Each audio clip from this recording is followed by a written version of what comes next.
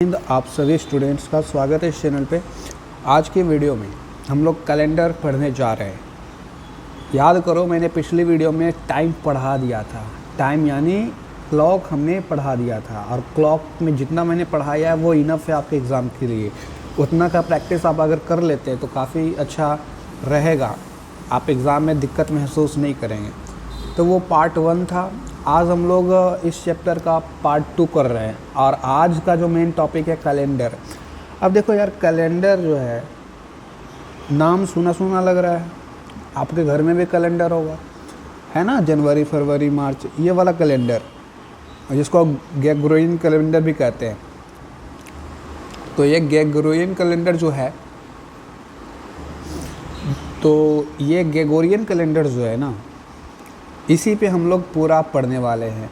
देखो, दुनिया में और भी तरह के कैलेंडर्स हैं, जैसे कि पंचांग, हमारा चैत वैसाख, तो वो उससे हम लोग को मतलब नहीं है। हमारा जो क्वेश्चंस आता है एग्ज़ाम में वो जनवरी फरवरी मार्च, मतलब इंग्लिश कैलेंडर पे आता है, तो उसको हम लोग पढ़ेंगे। एंड चलिए कुछ बेसिक से कॉन्सेप्ट्स हैं वो दिखते हैं, ठीक है, कैलेंडर के बारे में। मैं जानता हूँ ये सब चीज़ आपको बहुत सारे लड़कों को पता होगी, लेकिन बहुत सारे को नहीं पता है, तो उनके लिए मैं बता रहा हूँ कैलेंडर के बारे में कुछ बेसिक कंसेप्ट पहले कर लेते हैं, फिर क्वेश्चंस आराम से हो जाएंगे। जैसे कोई कैलेंडर देखते हो, कैलेंडर में आप लोगों को भी पता है जनवरी फरवरी टोटल कितना होता है, मतलब कितने मंथ होते हैं कैलेंडर में। तो आप बोलेंगे सर टोटल 12 महीने होते हैं कैलेंडर में, ठीक है। अब बस मैं आपसे एक क्वेश्चन और भी करूँगा। आप ये बताओ, एक साल में कितने दिन होते हैं? तो एक साल में कितने दिन होते हैं? एक साल में बहुत सारे लड़के बोल रहे हैं 365 दिन। तो आप राइट हैं, आपका आंसर बिल्कुल राइट है, लेकिन एक साल में 366 दिन बीते होते हैं। कैसे? आपने सुना होगा एक साल में 365 दिन होते हैं, क्योंकि 365 दिन जो है वो डोमिनेंट है, ज़्यादा रहता है, इसीलिए इसका नाम आप ज़्यादा सुने हैं। 366 दिन भी होता है एक साल में। कैसे होता है?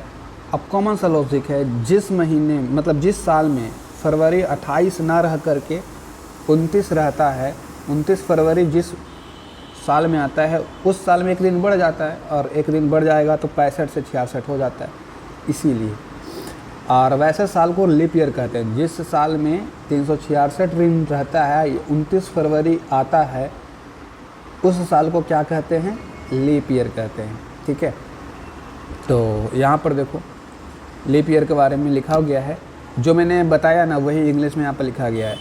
लीप ईयर को कैसे पहचानेंगे कि लीप ईयर कौन सा है? और ऑर्डिनरी ईयर कौन सा होगा? जिनमें 365 दिन होगा, मतलब ऑर्डिनरी है, और ये ज़्यादातर रहता है। हर 4 साल के बाद लीप ईयर आता है, लेकिन 4 साल ये रहता है, समझ रहे हो? तो लीप ईयर एक बार आता है और ये 4 बार आता है। ऑर्डिनरी ईयर इसीलिए बोलते हैं क्योंकि ये ऑर्डिनरी है, साधारण है, बार बार आता है। लीप ईयर 4 साल बाद आता है, समझ रहे हो, इसीलिए इसको लीप ईयर बोलते हैं। अब लीप ईयर ऑर्डिनरी ईयर को कैसे पहचानेंगे? तो देखो, लीप ईयर पहचानने का बहुत बेस्ट तरीका है। जैसे कि मैं आपको कोई ईयर लिख देता हूँ, आपको लीप ईयर पहचानने को दे दूँगा। जैसे कि चलो कोई ईयर लिख ले। अब बताओ 2012 लीप ईयर है कि नहीं? 2012 लीप ईयर होता है कि नहीं? तो आप बोलेंगे सर इसको कैसे पहचाने कि 2012 लीप ईयर है? तो बहुत सारे लड़के बोलेंगे 4 से डिवाइड कर दीजिए। तो जी हाँ, सही तरीका यही है। अगर आप 4 से डिवाइड करते हैं तो ये जो लास्ट 2 डिजिट है 4 से एग्जैक्टली डिविजिबल है, और रिमाइंडर 0 देता है। रिमाइंडर 0 आता है तो ये लीप ईयर है। देखो, तो 4 से 3 बार में 12 कट जाता है और रिमाइंडर 0 आता है कि नहीं? तो रिमाइंडर 0 दे रहा है, मतलब लीप ईयर है। तो 4 से डिविजिबल होना चाहिए, 4 से डिविजिबल है तो लीप ईयर है। अब 2013 को देखो, तो 2013 लीप ईयर होगा? तो बोलेंगे सर इसको 4 से डिवाइड कर देते हैं, 4 दिया 12, 12 हो गया, बच गया 1, रिमाइंडर 1 बच जाता है। तो रिमाइंडर 1 बच गया मतलब लीप ईयर नहीं है, रिमाइंडर 0 रहने पर ही लीप ईयर होगा। डिवाइड देने आता है ना, बहुत सारे लड़कों को कन्फ्यूज़न होता है। जैसे कि हम लोग 2008 का ही देख लेते हैं, 2008 लीप ईयर है कि नहीं? तो हम लोग 08 को 4 से डिवाइड करेंगे, तो 4 दूनी 8 होता है, कट गया, मतलब रिमाइंडर 0 है, तो ये लीप ईयर है, ठीक है। फुल्ली कट जा रहा है ना, इसका मल्टीपल आ जाएगा तो रिमाइंडर हमेशा 0 रहेगा। जैसे 4 का 8 आ गया, 16 आ गया, 4 का पहाड़ा पढ़ो, हमेशा रिमाइंडर 0 देगा। अब वही हम 2009 ले लेते हैं एग्जाम्पल में, तो 4 से 9 को भागा करेंगे तो 2 बार में कटेगा 8, अब लास्ट में क्या बच जाएगा भाई, 1 बच जाएगा। तो ये 1 दे रहा रिमाइंडर, मतलब ये लीप ईयर नहीं है। तो जितने भी वैसे ईयर जो 4 से डिविजिबल हैं वो लीप ईयर कहलाएंगे, मतलब उस साल में 29 फरवरी आएगा। जैसे कि अभी 2022 चल रहा है, 2022 लीप ईयर है कि नहीं आप लोग बताना। 22 4 से डिविजिबल है कि नहीं आप लोग बताना, ठीक है। फुल्ली डिविजिबल है कि नहीं, फुल्ली पूरे तरीके से, तो 2022 लीप ईयर नहीं है। और आप जाके कैलेंडर देख लेना, 2022 में 29 फरवरी नहीं होगा, क्योंकि ये लीप ईयर है ही नहीं। 29 फरवरी कहाँ से होगा? 2022 का कैलेंडर आपके घर में होगा ना, देख लो, वहाँ पर 28 फरवरी के बाद मार्च शुरू हो गया होगा। क्यों? इसलिए हुआ क्योंकि 2022 लीप ईयर नहीं है और 22 4 से डिवाइड नहीं हो रहा है। 4 चौ 16, 4 5 20, 4 छक्का 24 आ जाता है। यहाँ पर 20 बार, मतलब 5 बार में कर रहा है, 2 रिमाइंडर बच रहा है, तो ये लीप ईयर नहीं है, रिमाइंडर 0 होना चाहिए, इसीलिए। समझ गए? अब लीप ईयर का एक और कॉन्सेप्ट है जो कि कंफ्यूजिंग है थोड़ा, लेकिन बहुत इजी है, बहुत इजी। सेंचुरी ईयर का कॉन्सेप्ट है। सेंचुरी ईयर के केस में, जैसे कि सेंचुरी ईयर मतलब समझते हो, विराट कोहली सेंचुरी मारता है तो बोलते हैं वाह 100। जी हाँ, यही वाला सेंचुरी जिसमें 00 लगा रहेगा पीछे में, उसको सेंचुरी ईयर बोलते हैं। जैसे कि 2001 से पहले 2000 आया होगा, तो लास्ट में क्या 2 0 लगा हुआ है कि नहीं, तो ये सेंचुरी ईयर है। जैसे कि 1000, तो लास्ट में 2 0 है, मतलब सेंचुरी है। जैसे कि अभी 2022 चल रहा है, ये 2022 23 24 करते करते 3000 आ जाएगा, 3000 आ जाएगा फ्यूचर में, तो वो भी सेंचुरी ईयर होगा कि नहीं। जैसे कि और भी एग्जांपल ले सकते हो सेंचुरी का, 1800 सेंचुरी ईयर है, 1900 सेंचुरी ईयर है, 2000 सेंचुरी ईयर है, लास्ट में सबके 00 है। और भी लिख सकते हो 2100 सेंचुरी ईयर है। हम लोग का 2022 चल रहा है, तो 2200 भी सेंचुरी ईयर है, मतलब 00 पीछे रहेगा सेंचुरी ईयर। तो सेंचुरी ईयर के केस में हम लोग क्या करते हैं, 4 से डिवाइड नहीं करते हैं। अगर आपको लीप ईयर पता करना होगा सेंचुरी ईयर का, तो 4 से मत डिवाइड करना। जैसे कि मैं मान के चलो 1800 क्या है, 00 मतलब सेंचुरी ईयर है, तो इसमें ऑर्डिनरी ईयर है कि ये लीप ईयर है, इसको कैसे पता करेंगे। तो यहाँ पर देखो 00 है ना, 00 है ना, तो 4 से मत डिवाइड करना, 4 पे 00 नीचे भी होना चाहिए, मतलब 400 से डिवाइड करना है आपको, 400 से। अब देखो 400 से ये फुल्ली कट रहा है कि नहीं, अगर कट रहा है, रिमाइंडर 0 दे रहा है, मतलब ये लीप ईयर होगा। तो 00 से 00 उड़ा देते हैं। 4 से 18 नहीं कटता है, 4 से 18 नहीं कटता है, मतलब ये 1800 जो है सर, ये लीप ईयर नहीं है। बहुत सारे लड़के गलती कर देते हैं, मतलब लीप ईयर फाइंड करने के लिए हमेशा वो 4 से ही डिवाइड करते हैं, लेकिन वो शायद भूल जाते हैं सेंचुरी के केस में हम लोग 4 से डिवाइड ना करके 400 से करते हैं, ठीक है। अगर इसको 4 से डिवाइड करते तो क्या ये कटता? 4 से भी नहीं कटता। छोड़ो, तो चलो बताओ, यहाँ पर समझ गए लीप ईयर कैसे पता करेंगे। अगर हम लोग को नॉर्मल लीप ईयर पता करना होगा, जैसे कि 2005 हो गया, 2009 हो गया, 2017 हो गया, 2037 हो गया, ये सब नॉर्मल है, तो 4 से डिवाइड करेंगे। अगर हमको लीप ईयर पता करना होगा किसी सेंचुरी ईयर का, शताब्दी वर्ष का, तो शताब्दी वर्ष के केस में 400 से डिवाइड करते हैं। यहाँ पर लिखा गया है, सारे नोट्स बना सकते हो बनाना चाहो तो, ठीक है। जैसे कि शताब्दी ईयर्स के एग्जांपल है 1600, 96, 2000, 2008, ये सभी देखो 2000 का एग्जांपल लेते हैं। 2000 बताओ 400 से डिवाइडेड है कि नहीं? 400 से। 2000 एक शताब्दी ईयर है, सेंचुरी ईयर है, क्योंकि लास्ट में 2 0 है, तो बोलेंगे सर 2000 400 से डिवाइडेड है, डबल जीरो से डबल जीरो कट गया, और 4 पचे 20, मतलब 5 बार में कट गया, रिमाइंडर दिया 0। तो जी हाँ, 2000 जो है 1999 के बाद जो 2000 आया था वो कैसा था, लीप ईयर था। और यहाँ पे उस कैलेंडर में अगर जाकर आप देखोगे तो वहाँ पे 29 फरवरी मौजूद था। तो लीप ईयर में 29 फरवरी मौजूद होता है, ऑर्डिनरी ईयर में 28 फरवरी तक होता है। जैसे कि ऑर्डिनरी एग्जांपल देखो, ये सभी को 4 से काटोगे कभी नहीं कटेगा, ये सभी को 4 से काटोगे कभी नहीं कटेगा, ठीक है। तो ये था ऑर्डिनरी एंड लीप ईयर का कॉन्सेप्ट, ध्यान देना।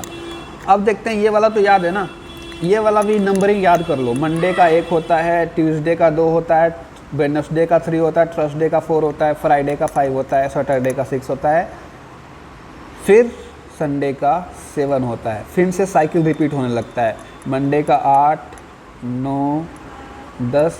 तो हम 8, 9, 10 नहीं पढ़ते हैं, साइकिल रिपीट होने लगता है ना, तो हम लोग साइकिल रिपीट, तो उसको 1 ही पढ़ना, 2 ही पढ़ना, 3 ही पढ़ना, 7 के बाद फिर से 1, 2, 3 पढ़ना, ठीक है।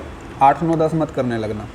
अभी हम लोग डेज वाला कॉन्सेप्ट भी सीखेंगे थोड़ी देर बाद, वहाँ पे इसका डिस्कशन मैं करूँगा, डेज वाला। ये सभी क्या है, मंडे डेज है, ट्यूसडे डेज है, डेज का नाम ही है ना, सब दिन है ये सब।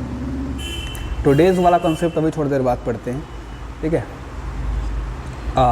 उसके बाद देखो, ये सारी चीज़ें तो आपको पता है, 12 महीने होते हैं एक साल में, जनवरी, फरवरी, मार्च। अच्छा, आपको एक और चीज़ याद करनी है, फरवरी का तो आपको पता है 28, 29 क्यों है, 28 मतलब ऑर्डिनरी ईयर, 29 मतलब लीप ईयर, तभी फरवरी। बाकी 4 ऐसे मंथ हैं जिसका जो है दिन होता है, उस मंथ में कितना दिन होता है, 4 ऐसे मंथ है। तो देखो, अप्रैल हो गया, अप्रैल, जून, सितंबर, नवंबर, अप्रैल, जून, सितंबर, नवंबर, अप्रैल, जून, सितंबर, नवंबर, अप्रैल, जून, सितंबर, नवंबर, अप्रैल, जून, सितंबर, नवंबर, टोटल 30 दिन के होते हैं। उसको छोड़ के बाकी सभी 31 दिन को देखो, बाकी 31 दिन का है, ये भी 31 दिन का है, 31, 31, 31, 31। तो आप लोग बस क्या करो, अप्रैल, जून, सितंबर, नवंबर, ये 30 दिन का होता है। इसके अलावा बाकी सभी 31 दिन का होता है, और फरवरी वाला तो याद ही रहेगा आपको। अब तो आपसे क्वेश्चन करें, जनवरी कितने दिन का होता है, तो बोलेंगे सर अप्रैल, जून, नवंबर, सितंबर छोड़ के बाकी सब 31 दिन का होता है, मतलब जनवरी भी 31 दिन का होगा। देखा, याद हो गया ना। अब मैं आपसे पूछता हूँ कि बताओ दिसंबर कितने दिन का होता है, तो बोलेंगे अप्रैल, जून, नवंबर, सितंबर को छोड़ के सभी 31 दिन का होता है, मतलब दिसंबर भी 31 दिन का होगा। अच्छा, अब बताओ मार्च कितने दिन का होता है, 31, जुलाई 31, अगस्त 31, अक्टूबर 31, फरवरी 28, 29 दोनों। 28 की कब होता है, जब वह साल ऑर्डिनरी ईयर हो और साधारण वर्ष हो, और 29 कब होता है, जब वह ईयर लीप ईयर हो, ठीक है। तो समझ में आ गया, 31, 30 वाला कन्फ्यूज़न ही नहीं रहेगा। अप्रैल, जून, सितंबर, नवंबर छोड़ के बाकी सब 31 होगा, और ये चारों 30 होगा।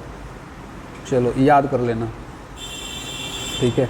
बाकी 365, 366 वाला मैंने आपको कॉन्सेप्ट ऑलरेडी बता दिया। अच्छा, ये बताओ, जब एक ऑर्डिनरी ईयर होगा तो टोटल एक ऑर्डिनरी ईयर में कितने वीक्स होते हैं, टोटल एक ऑर्डिनरी ईयर में कितने वीक्स होते हैं बताओ। जैसे कि ऑर्डिनरी ईयर में टोटल कितने दिन होते हैं, बस इतना हमको बताओ। तो बोलेंगे सर 365 दिन। चलिए ठीक है। अब लीप ईयर में टोटल कितने दिन होते हैं, तो आप बोलेंगे सर एक दिन ज़्यादा होता है, 366 दिन। फाइन। अब बताओ, मैं पूछ रहा हूँ एक ऑर्डिनरी ईयर में, एक साल में, एक ऑर्डिनरी साल में टोटल कितने वीक्स होंगे। तो वीक मतलब 7, वीक्स मतलब 7 दिन का सप्ताह होता है, आप लोगों को पता है। तो वीक मतलब 7, तो वीक निकालने के लिए आपको 7 से डिवाइड करना होगा, और जब इसको डिवाइड करेंगे 52 निकल के आएगा, 52। तो एक साल में 52 सप्ताह होते हैं, एक साल में 52 वीक्स होते हैं, ठीक है। लेकिन लीप ईयर के केस में ऐसा नहीं है। लीप ईयर के केस में 52 वीक्स 1 डे, क्योंकि एक डे फालतू है ना। तो ऑर्डिनरी ईयर के केस में एक साल में 52 वीक्स होते हैं, 52 वीक्स होते हैं, लेकिन लीप ईयर के केस में एक साल में 52 वीक्स 1 डे होता है, एक दिन ज़्यादा होता है। वही वाला यहाँ पर लिखा गया है 365। ऑर्डिनरी ईयर में 52 वीक्स एंड 1 डे। सॉरी अब यहाँ पर हम लोग सीखने जा रहे हैं एक साल में कितने सप्ताह होते हैं, मतलब 1 ईयर में कितने वीक्स होते हैं। डेज तो आप जानते हैं, एक साल में 365 दिन, 366 दिन, लेकिन वीक्स आपको नहीं पता होगा, तो उसको सीखो। एक साल में कितने वीक्स होते हैं, तो सबसे पहले एक साल में कितने वीक्स होते हैं उसको पता करने के लिए आपको ये समझ में आना चाहिए कि एक साल में कितने दिन है। पहले ये बताओ, अगर ऑर्डिनरी ईयर है, ऑर्डिनरी, एंड अगर लीप ईयर है, तो एक साल में ऑर्डिनरी ईयर में एक साल में कितने दिन होते हैं, तो ऑर्डिनरी बोलेगी 365, और लीप ईयर के केस में एक ज़्यादा होता है सर। तो लीप ईयर में एक साल में कितने दिन होते हैं, 366। फाइन। अब हम लोग बात करते हैं, ये तो है ही, अब वीक्स पता करना है कि ऑर्डिनरी ईयर में एंड लीप ईयर में एक साल में कितने सप्ताह होते हैं। तो सप्ताह, वीक मतलब क्या समझते हो तुम लोग, 7 दिन, तो 7 दिन होता है एक वीक में। तो 365 दिन में कितने वीक होंगे, तो 7 से डिवाइड कर दो, निकल के आ जाएगा। मतलब यहाँ पर निकल के आएगा 52 वीक 1 डे।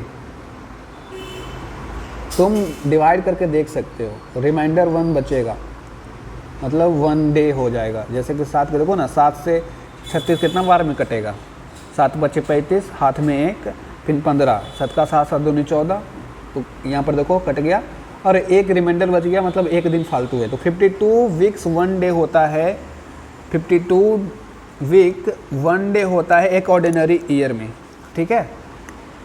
अब चूंकि लीप ईयर में एक दिन ज़्यादा है, तो इसको बढ़ा दो ना, 52 वीक्स 2 डेज़, 52 वीक्स 2 डेज़, ठीक है, क्योंकि यहाँ पर एक दिन ज़्यादा था इससे। तो आप आपसे क्वेश्चन करते हैं, बताओ भैया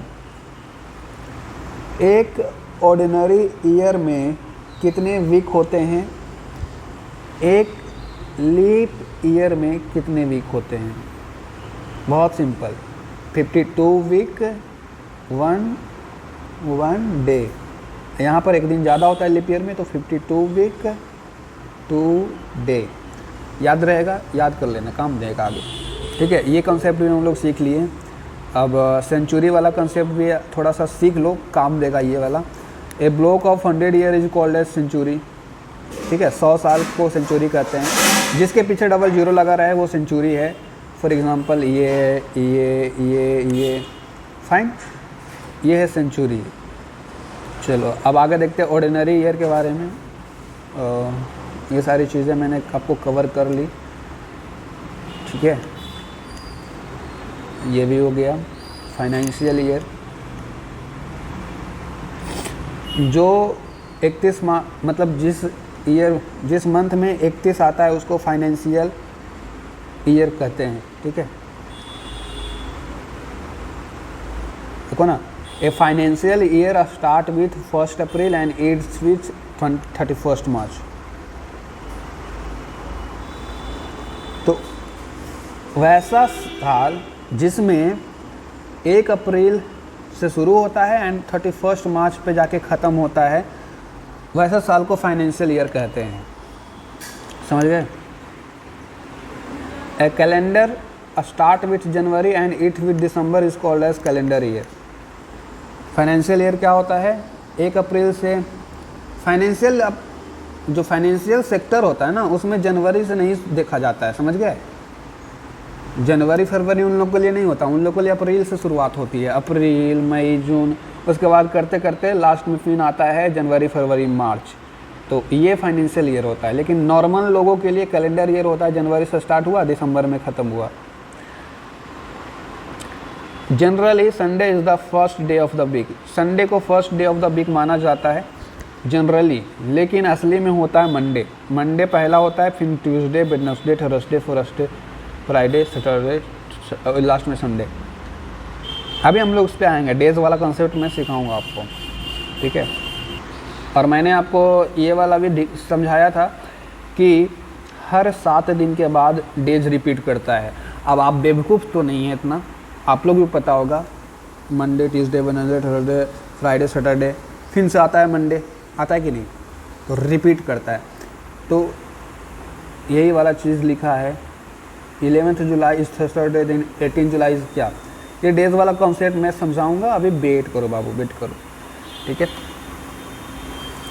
तो ये था कैलेंडर का कुछ कंसेप्ट। अब आगे देखते हैं, ये क्लॉक का कंसेप्ट है। कैलेंडर का बस इतना ही कंसेप्ट था, और भी कंसेप्ट की ज़रूरत पड़ेगी तो उस समय समय पर मैं बताता रहूँगा, ठीक है। अभी आप लोग जितना चीज़ पढ़ें बस उसको एक बार क्या करें, रिवीजन करें, क्या क्या मैंने पढ़ाया है। नोट्स बनाते चलना, काम देगा आपको, ठीक है। नोट्स बनाते चलो।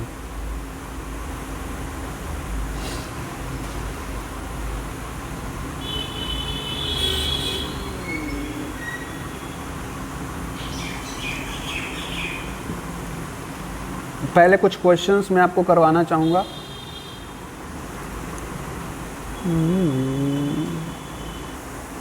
अभी लीप ईयर का थोड़ा सा और कंसेप्ट बचा है, उसको भी सीख ही लो जाते जाते।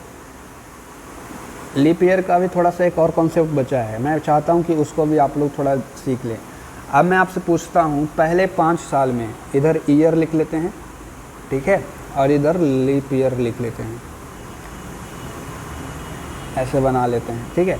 अब मैं आपसे पूछना चाहूँगा, पहले 5 साल में कितने लीप ईयर होंगे, पहले 10 साल में कितने लीप ईयर होंगे, पहले 15 साल में कितने लीप ईयर होंगे, पहले 25 साल में कितने लीप ईयर होंगे, बताओ बस। लीप ईयर के केस में क्या करते थे, 4 से डिवाइड करते थे, करके देखो, जितना रिमाइंडर आएगा ना वो उतना ही लीप ईयर होगा। तो पहले 5 साल में कितने लीप ईयर होंगे, पहले 5 साल में, तो बोलेंगे सर 4 से डिवाइड करते हैं, तो 4 से जब डिवाइड करते हैं तो 4 एकम 4 और हाथ में 1, मतलब 1 लीप ईयर होगा। तो इसका आंसर क्या हो जाएगा, 1, रिमाइंडर 1 बचा। 4 से डिवाइड करना सबको, 10 को 4 से डिवाइड करोगे तो पहले 10 ईयर में 2 लीप ईयर होंगे, क्या है कि 4 दूनी 8, हाथ में बचा 2, तो क्या हुआ 2 लीप ईयर। अब 15 को जब आप 4 से डिवाइड करोगे तो कितना लीप ईयर आएगा, तो पहले 15 साल में लीप ईयर 3 होता है। क्यों, 4 का 4, 4 4 12, 4 4 16, तो 16 तो ज़्यादा हो जाएगा, तो 12 से ही काटना पड़ेगा, तो 12, मतलब बचा कितना हाथ में 3, तो कितना होगा लीप ईयर, पहले 15 साल में 3 लीप ईयर होगा। अब पहले 25 साल में कितना लीप ईयर होगा, तो 4 का पहाड़ा पढ़ो, 4 से कट रहा है क्या, तो आप बोलेंगे 4 छक्के 24, तो 24 बार में कट रहा है, हाथ में बचा 1, तो 1, तो रिमाइंडर कितना आया है 1। अब बताओ 25, पहले 25 साल में एक ही लीप ईयर होगा, पहले 25 साल में एक ही लीप ईयर होगा, तो बोलेंगे नहीं सर एक नहीं होगा। क्यों, बात को समझो, पहले 5 साल में 1 था, पहले 10 साल में 2 था, पहले 3 साल में 3 था, पहले 25 साल में 1 कैसे हो सकता है, और ये सब कहाँ गया, 25 से पहले ये सब तो आता है, यही सब मिलके तो 25 बना है। अब बताओ, जैसे कि थोड़ा सा फ़नी एग्जांपल लेता हूँ, मान ले जाए आप हैं, फिर आपके पापा हैं, आपके दादा हैं, फिर उसके दादा के पापा होंगे, तो बताओ आप अपने का, आपको अपने से मतलब है, आपको अपने पापा, अपने दादा, अपने पुराने वाले दादा, उनसे नहीं मतलब है, बोलेंगे मतलब है सर। तो उसी तरीके से 25 बना कैसे भाई, 25 से पहले ये सब बना है तभी तो 25 बना है, डायरेक्ट 25 से शुरू होता है कि 1 से शुरू होता है काउंटिंग। तो पहले 5 साल में 1, ये वाला भी जुड़ेगा, पहले 10 साल में 2, ये वाला भी जुड़ेगा, एंड पहले 15 साल में 3, ये वाला भी जुड़ेगा। टोटल मेरे हिसाब से पहले 25 साल में टोटल 6 लीप ईयर होते हैं। कौन कौन से, तो आप देख लीजिए, पहले 25 साल में 6 लीप ईयर होते हैं, कौन कौन से, तो एक होगा 4, दूसरा होगा 8, 4 का 4 4 4 12, 4 4 16, 4 5 20, 4 6 का 24, टोटल गिन लो 1 2 3 4 5 6। चलो और क्वेश्चन देते हैं। पहले 45 साल में कितने लीप ईयर होंगे, तो 4 का पहाड़ा पढ़ो, जहाँ तक कट रहा है लिखते जाओ। 4 का 4 चनिया, 4 12, 4 4 16, 4 5 20, 4 6 24, 4 7 28, 4 8 32, 4 दहों क्या, 4 दहों को 4 9 36, 4 दहों को 40। ठीक है, अब 40 के बाद तो पहाड़ा ख़त्म हो जाता है, तो 4 × 11 कर लो, 4 दहें को 40, 4 × 11 44। तो ये हुआ। अब जितना है काउंट कर लो, 1 2 3 4 5 6 7 8 9 10 11 11 लीप ईयर होंगे कि नहीं? 4 का 4 4 दूनी 8, 4 12, 4 4 16, 4 5 20, 4 6 24, 4 7 28, 4 9 36, 4 दहों को 40। ज़्यादा हो गया क्या? काउंटिंग मिस्टेक, 1 मिनट चेक कर लेते हैं। 4 का 4 4 दूनी 8, 4 12, 4 4 16, 4 5 20, ठीक है, 4 6 24, 4 7 28, 4 7 28, 4 8 32, 4 9 36, 4 दहों को 40, 4 11 44। सही है, टोटल इतने 11 लीप ईयर होंगे।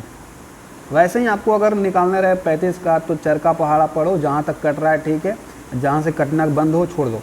जैसे कि 4 का 4 4 दूनी 8, 4 3 12, 4 4 16, 4 5 20, 4 5 20, 4 6 24, 28, 32, 36, 36 ज़्यादा हो गया, 36 ज़्यादा हो गया तो ये काउंट नहीं करेंगे। 1 2 3 4 5 6 7 8 लीप ईयर। 35 पहले 35 साल में 8 लीप ईयर्स। ऐसे ही लीप ईयर निकाल लेना 4 से डिवाइड कर करके। फाइन, ठीक है। अब बात करते हैं पहले 100 साल में। अब ये तो था ऑर्डिनरी वाले के लिए। अब 100 सेंचुरी में लीप ईयर निकालना रहेगा तो 4 से क्या डिवाइड करेंगे? बोलेंगे करेंगे, ठीक है। पहले 100 साल में कितने लीप ईयर हैं, मैं आपको पूछ रहा हूँ, पहले 100 साल में कितने लीप ईयर हैं? तो आप बोलेंगे सर पहले 100 साल में कितने लीप ईयर हैं, तो 4 से डिवाइड करने पे ये 25 दे रहा है। 25 चौके 100 होता है, पहाड़ जानते ही होंगे, 25 दे रहा है ना। तो क्या 25 लीप ईयर होंगे? 25 मैं यहाँ पर लिख लूँ? नहीं, 25 नहीं होंगे। समझो 25 क्यों नहीं होंगे? 25 नहीं होगा, क्यों? क्योंकि जब हम 4 से डिवाइड कर रहे हैं 100 को, तो टोटल 100 को भी कर रहे हैं, 100 भी इंक्लूड है इसमें। ऐसा तो नहीं ना है कि 4 से हम 99 को डिवाइड कर रहे हैं, 4 से 100 को डिवाइड कर रहे हैं तो 100 भी इंक्लूड है। 100 क्या लीप ईयर है? 100 इज़ नॉट लीप ईयर, नहीं कटता है। तो 100 लीप ईयर नहीं है, मतलब एक घट गया, तो 25 में एक घटाओ कितना होगा? 24। तो रियल आंसर इज 24। 24 क्यों हुआ समझ में आया? जब हम 4 से डिवाइड किए 100 को तो 25 आया। अब 25 क्यों आया? क्योंकि मैंने टोटल 100 को डिवाइड किया था, लेकिन 100 को डिवाइड किया लेकिन 100 नालायक था। 100 जो है लीप ईयर नहीं है, तो 100 नहीं है तो एक वो तो घटावे पड़ेगा ना, तो एक घटा दिए। टोटल पहले 100 साल में 24 लीप ईयर है। अब जितने भी डेटा मैंने लिखाया, पहले 5 साल में कितने ईयर, पहले 10 साल में कितने ईयर, पहले 45, पहले 35 साल, सबको लिख लेना घर में जाके, ठीक है, रिवाइज करना।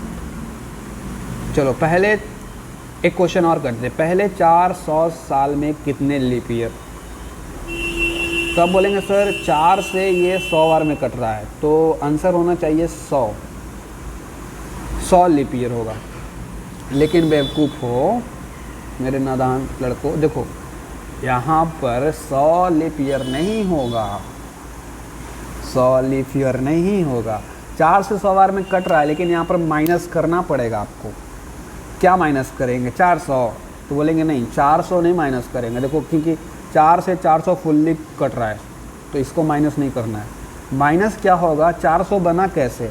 400 डायरेक्ट तो नहीं बना होगा, 100 से बना होगा, 100 फिर 200 फिर 300, उसके बाद लास्ट में आके 400 बना है, ठीक है। तो माइनस क्या करना है? 100 लीप ईयर था, अभी देखिए 100 लीप ईयर नहीं है, तो एक घटाएं यहाँ पे, चलो ठीक है। अब बताओ 200 लीप ईयर था, 200 लीप ईयर है? नहीं है, 200 भी लीप ईयर नहीं है, काट के देख लेना। 4 से नहीं, 400 से काटना, तो ये भी लीप ईयर नहीं है। चलो ठीक है। उसके बाद 300 लीप ईयर है, ये भी लीप ईयर नहीं है। तो टोटल 3 ऐसे हैं जो लीप ईयर नहीं है, और इसके 400 के पहले आ रहे हैं। 100, 200, 300, तब तो जाके 400 बनता है। तो 100 में 3 घटाओगे 97। तो पहले 400 सालों में 97 लीप ईयर होंगे, समझ गए? वैसे ही पहले 300 सालों में कितने लीप ईयर होंगे? तो आप बोलेंगे सर 4 से डिवाइड कर देते हैं। अब जब 4 से डिवाइड करेंगे तो ये 75 बार में कटेगा, लेकिन 75 लीप ईयर नहीं होगा। क्यों? क्योंकि 100 1 मिनट, अरे चल क्यों नहीं रहा है पेन? हाँ, 100, 200, उसके बाद बना है 300। तो 100 क्या लीप ईयर था? नहीं था, तो 1 घटाओ। 200 लीप ईयर था? नहीं था, फिर 1 घटाओ। 300 लीप ईयर है? नहीं है, ये घटाओ। तो 75 - 3 कितना होगा? 72। तो 72 आंसर है। हाँ, तो यही वाला बात है, कॉन्सेप्ट है। आपको अगर मैं निकालने बोल दूँ पहले 500 सालों में कितने लीप ईयर होंगे, तो सिर्फ 500 का मत निकालना, 500 के पहले वाला को भूल गए। 100, 200, 300, 400, वो सबको भी तो काउंट करोगे भाई। काउंटिंग 500 से थोड़ी स्टार्ट होता है। 1, 2, 3, 300, 200, 300 ऐसे चलता है। तो डायरेक्ट 500 से नहीं कूदने लग जाना, हीरो ज़्यादा बनने की ज़रूरत नहीं है। तो ये कॉन्सेप्ट था, और ये कॉन्सेप्ट आपको काफ़ी काम देगा आने वाले दिनों में, ठीक है। चलो, अब ये लीप ईयर का कंसेप्ट यहाँ पर ख़त्म हुआ। अब ऑड डेज का कंसेप्ट मैं समझाऊंगा। देखो, अभी क्वेश्चन हमने एक भी नहीं करवाया है, ये सभी क्वेश्चन मैंने आपको नहीं करवाया है, करवाऊंगा धीरे धीरे। पहले कंसेप्ट समझ लो, फिर अब हम बात करते हैं ऑड डेज का। डेज का जो थ्योरम है उसको समझते हैं। डेज में भी ऑड डेज, विषम दिन इसको हिंदी में बोलते हैं, ठीक है। ऑड डेज, अरे वही वीक वाला 7, ठीक है। तो ऑड डेज क्या है?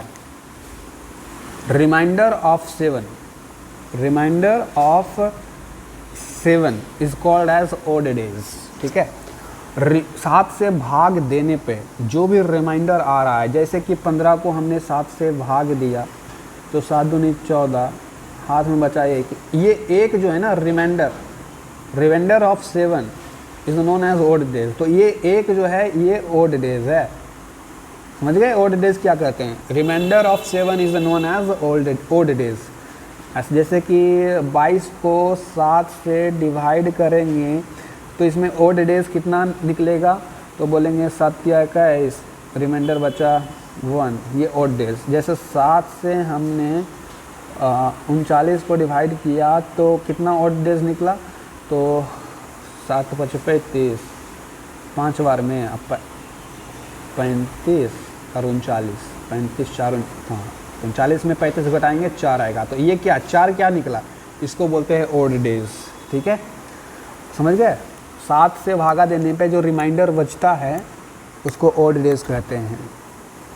तो चलो एक लिस्ट बनाते हैं, इधर डेज का, ठीक है, और इधर ऑड डेज कितना होगा वो ऑड, फाइन। चलो, पहले 10 दिन में कितने ऑड डेज होंगे? पहले 10 दिन में कितने ऑड डेज होंगे?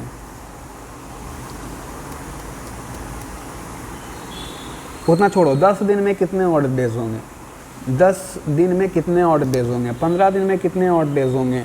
28 दिन में कितने ऑड डेज होंगे? 29 दिन में कितने ऑड डेज होंगे?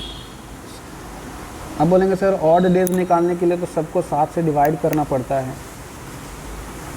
है ना। तो 7 से डिवाइड करो, 7 से एक बार में जाएगा, 3 ऑड डेज बचेगा। यहाँ 7 दूनी 14, 1 बचेगा, यहाँ पर 1 ऑड डेज निकला। 7 चौके 28, ये पूरा कट रहा है तो यहाँ पर 0 ऑड डेज बचेगा। और यहाँ पे 7 चौके 28, यहाँ पर 29 है, यहाँ पर एक ज़्यादा है, मतलब 1 ऑड डेज। तो ऐसे ऑड डेज निकालना है, ठीक है। अगर पूरा कट रहा है तो ऑड डेज ज़ीरो होगा। और ज़ीरो किसका है?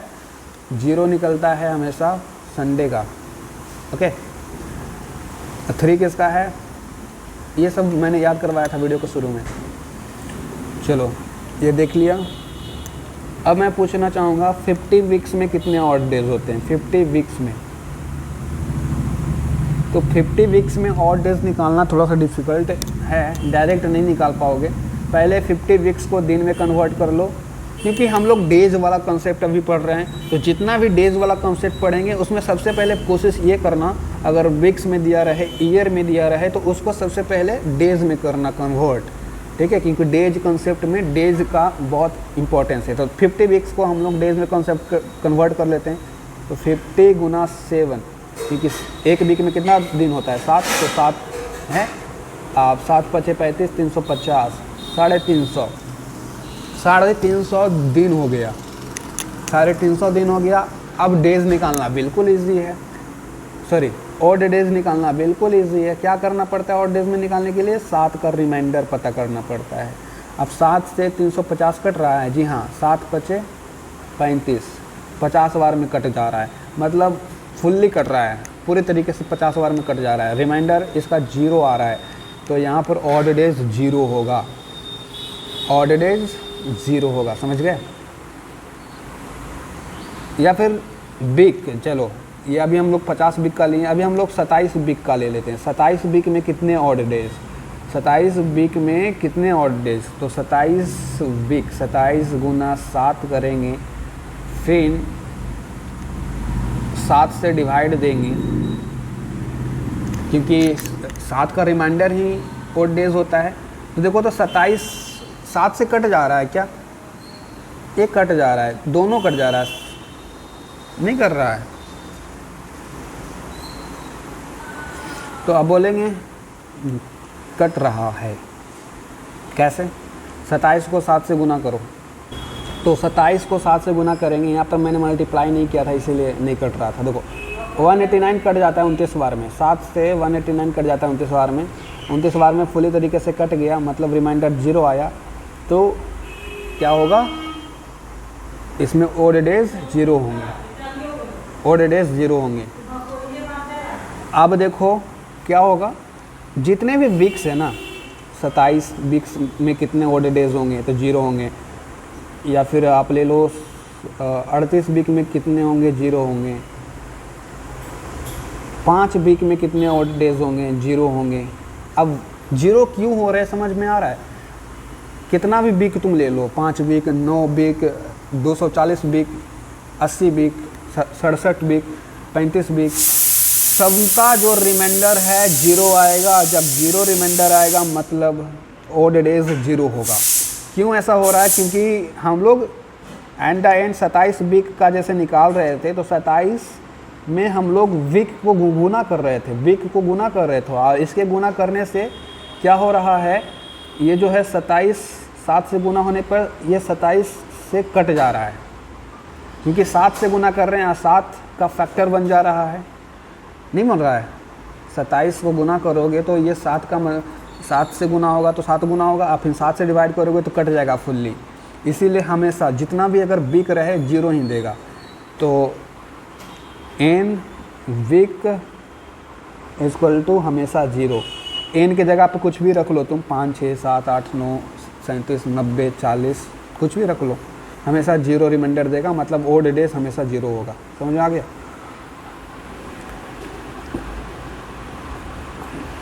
जैसे कि लास्ट 366 दिन में कितना ऑड डेज होता है? 366 दिन में, तो ये ऑलरेडी दिन में है, इसको कन्वर्ट नहीं करना। तो 366 दिन में कितना ऑड डेज होगा? 7 से डिवाइड करो, जब डिवाइड करोगे तो 2 रिमाइंडर आएगा, मतलब 2 ऑड डेज होगा। ठीक है, कंसेप्ट को अभी तक बहुत अच्छे से पढ़ा। अब उस कॉन्सेप्ट को अब लागू करते हैं एंड क्वेश्चन प्रैक्टिस करते हैं, देखते हैं कितना कॉन्सेप्ट आप समझ पाए हैं। ठीक है, आप जिस क्वेश्चन में भी डेज का जिक्र हो वो डेज वाले कॉन्सेप्ट से बनाना। जिस क्वेश्चन में ईयर वगैरह दिख जाए तो वो लीप ईयर के कॉन्सेप्ट से या फिर ईयर वाले कॉन्सेप्ट से बनाना। तो चलिए सबसे पहले क्वेश्चन को हम लोग देखते हैं। पहला क्वेश्चन ध्यान से पढ़ो। सबसे पहले तो आपको काम होना चाहिए कि क्वेश्चंस को समझना ज़रूरी है, तो क्वेश्चन को ध्यान से पढ़ो, ठीक है। तो क्वेश्चंस क्या है, if the day before yesterday was Thursday when will Sunday be. Questions कह रहा है हिंदी में कि अगर डे बिफोर यस्टरडे मतलब बीते हुए कल के एक दिन पहले थर्सडे है तो संडे कब होगा। तो देखो इसको मैं दोनों तरीके से बताता हूँ। लॉजिकली आप कॉन्सेप्चुअल तरीके से बनाएंगे तो इसमें टाइम लगेगा, मैं वो भी बताऊँगा, ट्रिक भी आपको एट द एंड बताऊँगा। तो आपको लास्ट में आपने चूज़ कर लेना कौन ज़्यादा अच्छा तरीका है। मैं दोनों तरीका बता देता हूँ, आपको जो अच्छा लगे वो अपनाना। सबसे पहले तो लॉजिकल तरीका, सबसे पहले लॉजिकल तरीका। अब यहाँ पर एक दिन का बात किया है, if the day before yesterday, तो ये बना लो, डे बिफोर यस्टरडे तुम बना लो, डे बिफोर यस्टरडे बना लो। तो सबसे पहले डे बनाओ, डे बना लिया, और फिर डे के बीते हुए दिन को क्या कहते हैं, जो आपका एक दिन पहले बीता हुआ है जिसको कल बोलते हैं। तो बीता हुआ कल को आप लोग क्या बोलते हैं इंग्लिश में, यस्टरडे बोलते हो ना। तो ये यस्टरडे के लिए यहाँ पर हम लोग एक पॉइंट बना लेते हैं, क्योंकि यस्टरडे का तो नाम दिया नहीं है कि संडे है कि मंडे है कि ट्यूसडे, नाम नहीं है ना, है सिर्फ यस्टरडे लिखा है, और डे का भी नाम नहीं है। तो डे का भी नाम हम लोग यहाँ पर नहीं लिख रहे हैं, सिर्फ डी लिख रहे हैं।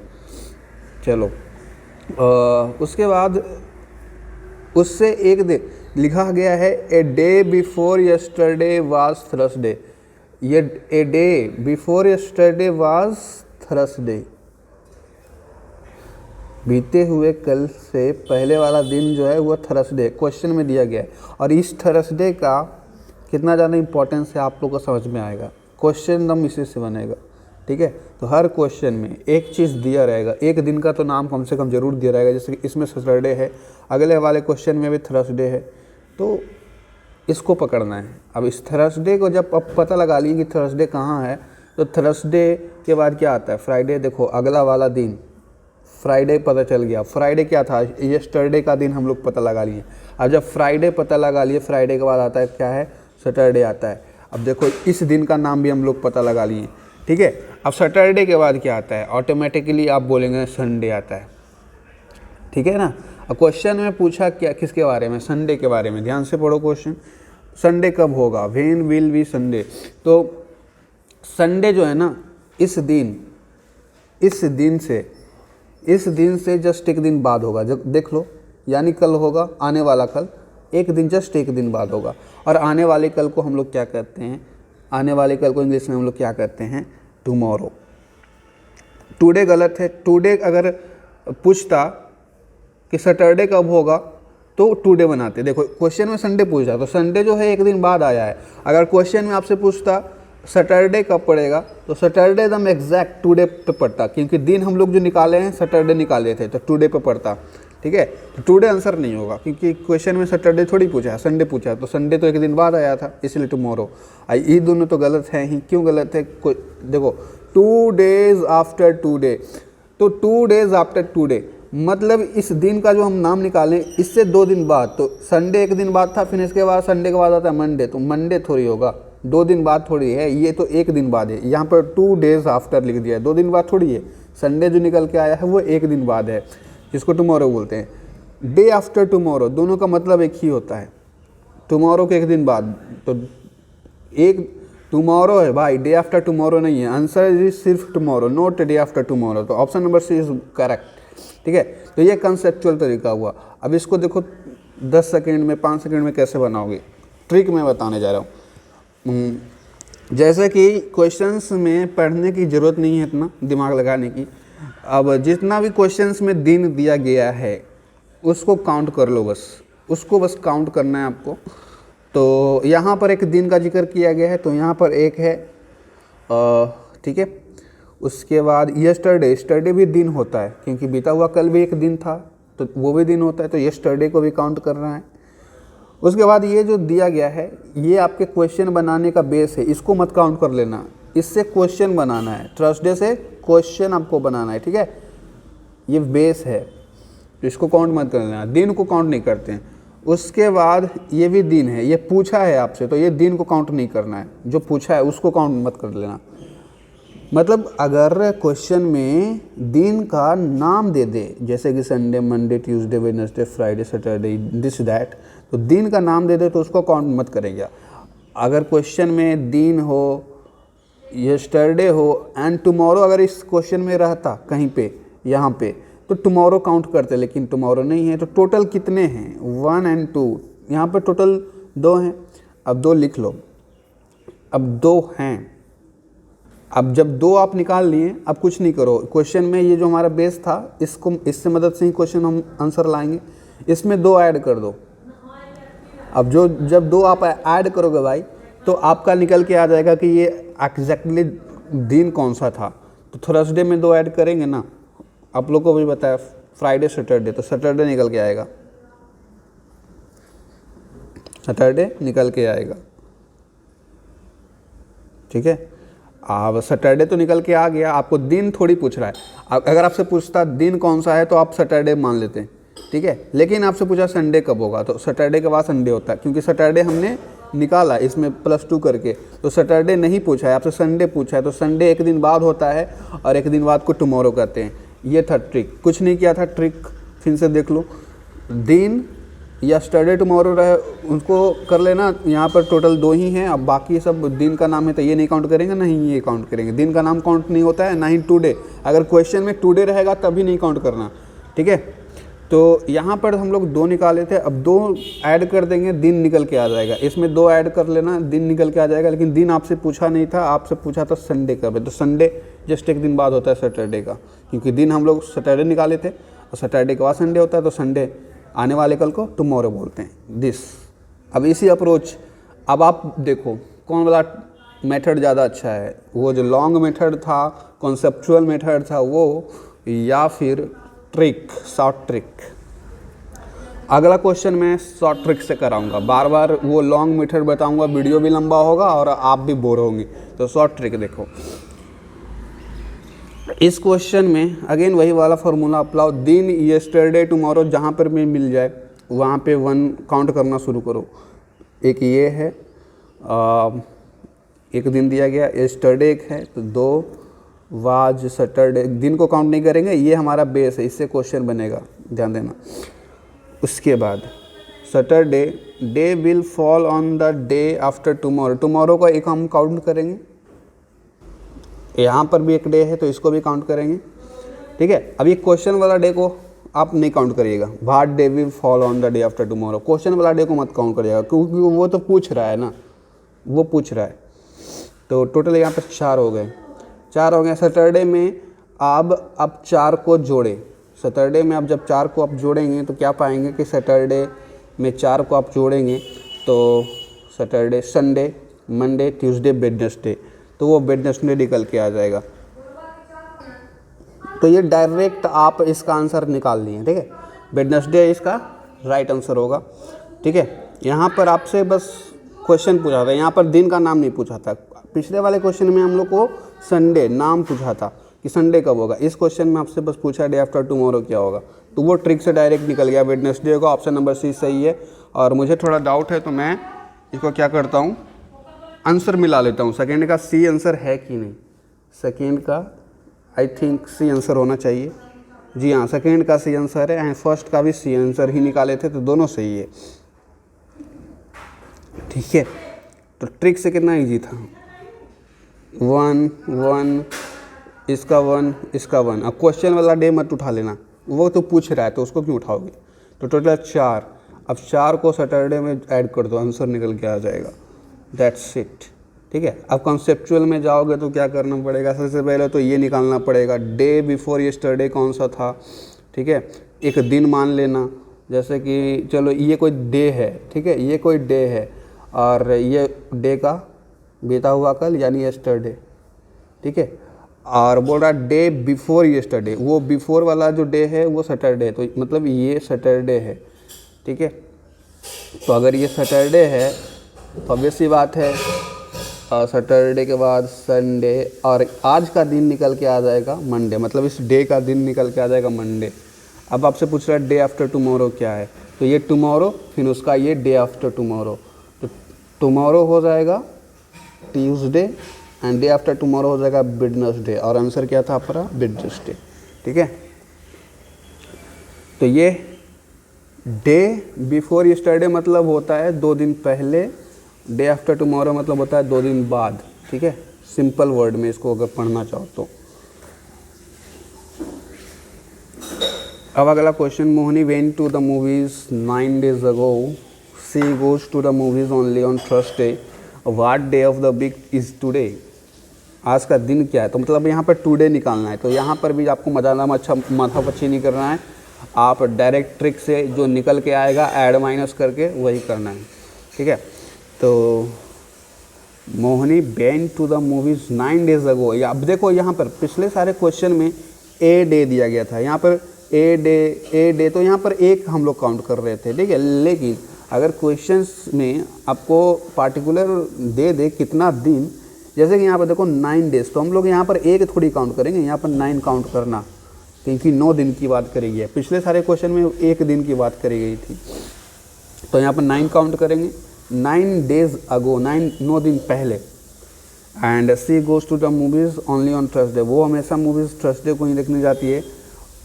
आज का दिन क्या होगा, व्हाट इज़ द, मतलब टुडे का निकालना है बेसिकली। तो यहाँ पर आगे पीछे बस डेज दिख रहा है, और यहाँ पर ना टुमारो है ना यस्टरडे, तो कुछ तो है नहीं, तो नो को ही आपको लेकर चलना है।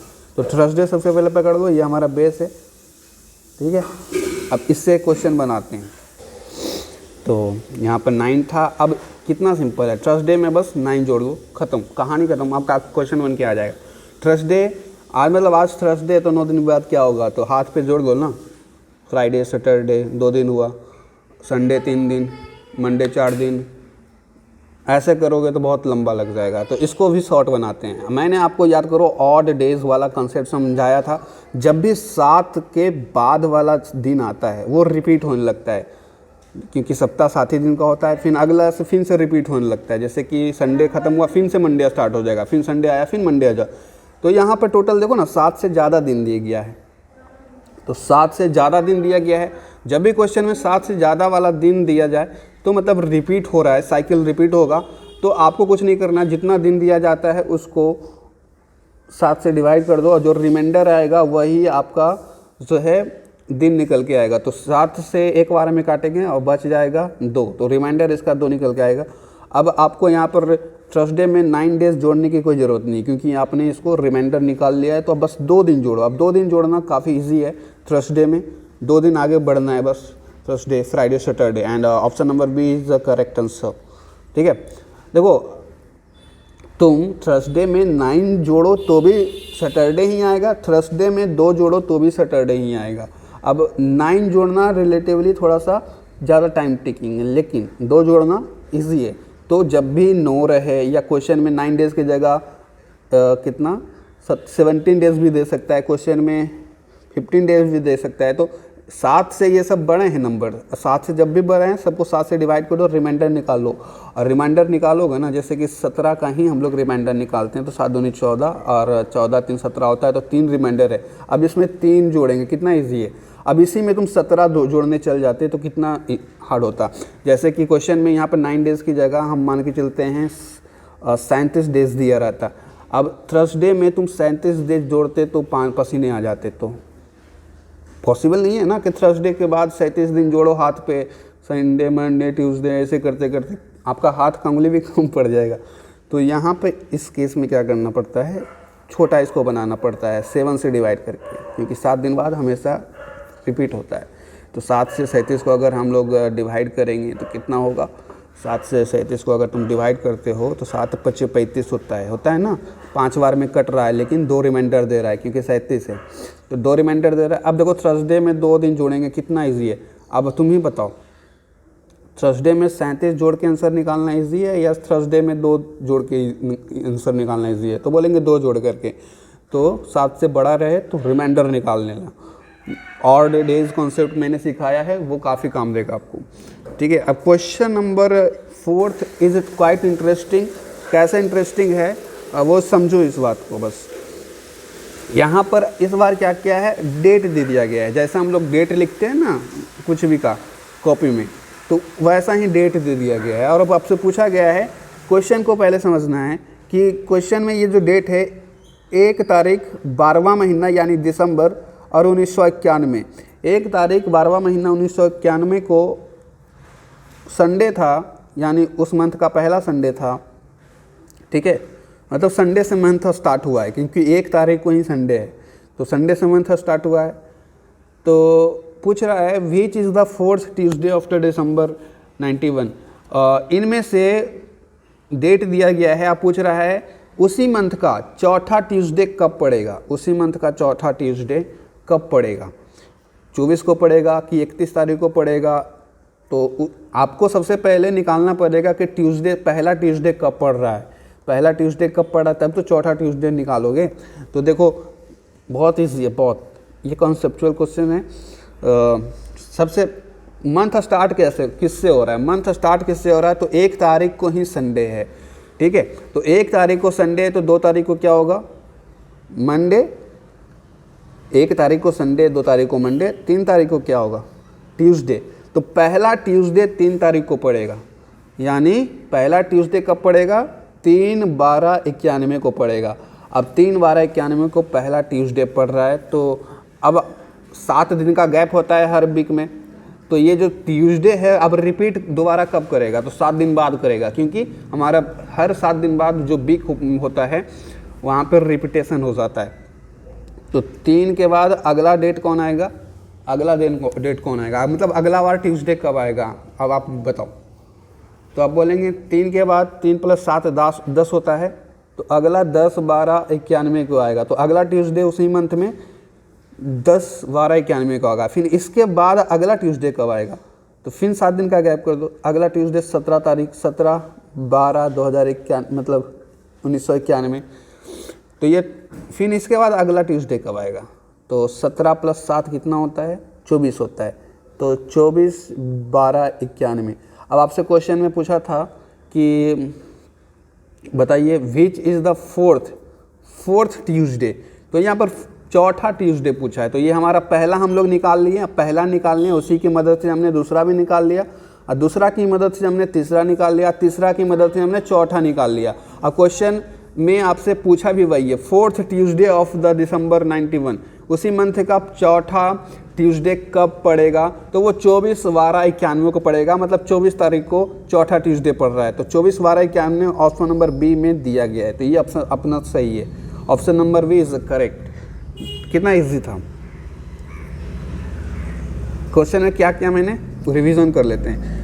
क्वेश्चन में कहा गया था, दिया गया साफ साफ 1 तारीख को संडे है, तो संडे से हम है तो ठीक है। अब इसके मदद से हम लोग निकाल लेंगे कि पहला ट्यूसडे पड़ कब रहा है, क्योंकि पहला निकालोगे तभी तो चौथा निकालोगे कंपेयर करके। तो पहला हम लोग निकालेंगे, तो संडे 1 तारीख को है, तो ट्यूसडे कब पड़ेगा, तो संडे 1, मंडे 2, ट्यूसडे 3, तो 3 तारीख को पहला ट्यूसडे पड़ रहा है। अब 3 तारीख को पहला ट्यूसडे पड़ रहा है, अब पूछ रहा है चौथा ट्यूसडे कब पड़ेगा। तो कुछ नहीं करो, 3 तारीख को पहला ट्यूसडे पड़ रहा है, फिर इसमें 7 जोड़ो, कितना निकल के आ गया 10। अब 10 निकल के आ गया, 10 में 7 जोड़ो, कितना निकल के आ गया 17। 17 निकल के आ गया, 17 में कितना जोड़ो, 7 जोड़ो, 24 निकल के आ जाएगा। यही आंसर है आपका, ख़त्म। ओके, तो ये था अप्रोच। अब अगला क्वेश्चन थोड़ा सा मतलब मीडियम लेवल का है, इसको डिक्टेट मतलब जो सिंप्लीफाई कर लेगा वो बना लेगा। जैसे कि देखो, if the Thursday was the day after the day before yesterday 5 days ago, what is the least number of days ago when the Sunday was 3 days before the day after tomorrow। Day after tomorrow है यहाँ पे, 3 days before है यहाँ पे, ये आपका question का आधार है। ठीक है, तो इसको छोड़ दो, छेड़छाड़ मत करो। Was the day after the day before yesterday, इस लाइन को सबसे पहले क्लियर करना बहुत ज़रूरी है। Day after the day before yesterday, what मतलब कहना क्या चाह रहे हो भाई, day after the day before yesterday. अब दिमाग लगाओ, अब खुद से दिमाग लगाओ, आगे पीछे करके देखो तब तक। इस लाइन में बेसिकली क्या कहना चाह रहा है उसको समझने का हम लोग अब कोशिश करते हैं। आप लोग अपना दिमाग लगा लिए, अब आप ध्यान से देखिए, यहाँ से लेकर के यहाँ तक बस आपको समझना है, इसको सिंप्लीफाई करना है। The day after the day, तो यहाँ पर सबसे पहले कोई डे ले लेते हैं, ठीक है, ये कोई डे है, ओके। और यहाँ पर बोल रहा है द डे आफ्टर, तो द डे आफ्टर मतलब ये डे है,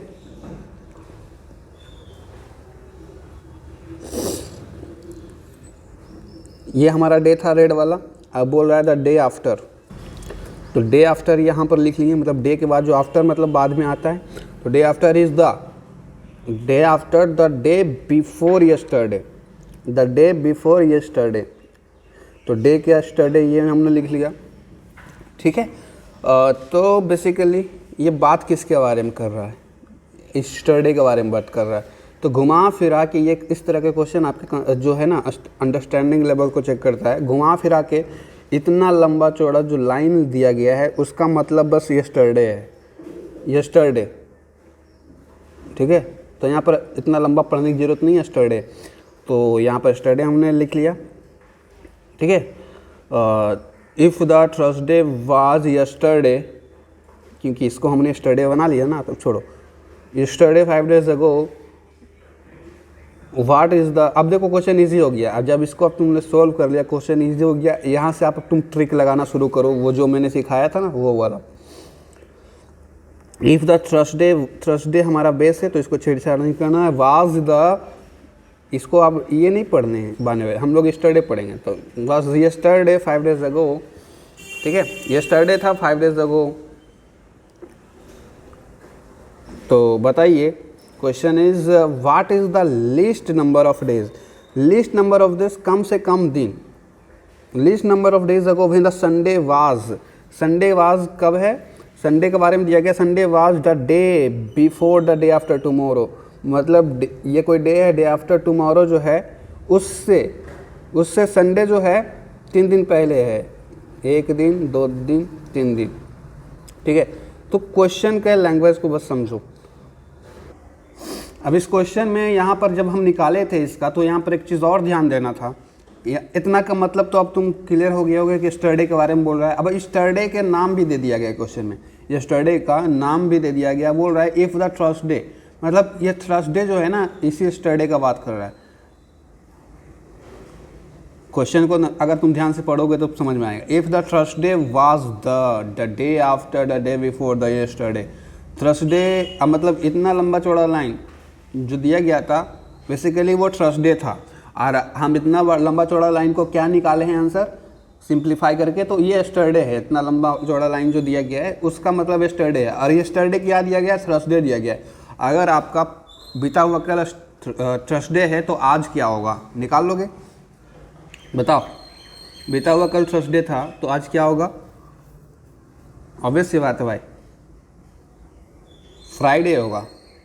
फ्राइडे होगा कि नहीं, पिछला दिन थर्सडे था तो आज फ्राइडे होगा, तो टुडे इज़ फ्राइडे, ठीक है।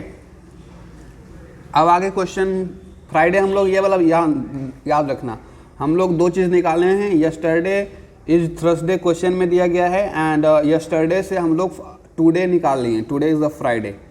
अब टुडे जब निकाल लिए हैं तो क्वेश्चन पूछा है what is the least number of days ago when the Sunday was the 3 days before the day after tomorrow. Day after tomorrow को 3 दिन पहले संडे है, तो बताओ संडे कितना दिन, मतलब डे से उसका गैप पूछ रहा है बेसिकली। यहाँ पे एटलीस्ट कितना नंबर ऑफ डेज का गैप है। संडे दिया गया है और यहाँ पर कितनी दिन की बात करेंगे, ये 3 days, संडे प्लस 3 करेंगे तो क्या निकल के आएगा, आप लोग दिमाग लगाओ। संडे प्लस 3 करो, मंडे ट्यूसडे वेडनेसडे, तो संडे प्लस 3 करेंगे तो वेडनेसडे निकल के आएगा, ठीक है। एंड वेडनेसडे कब है, वेडनेसडे जब निकल के आया और आपका मेन डेज कब था, आपने निकाला था मेन डेज जो था आपका फ्राइडे था, टुडे निकाला था ना थोड़ी देर पहले फ्राइडे, अब फ्राइडे वेडनेसडे के बीच में कितना का डिफरेंस है, तो वो संडे जो है यहाँ पर संडे के बारे में दिया गया, आपसे पूछ रहा था कि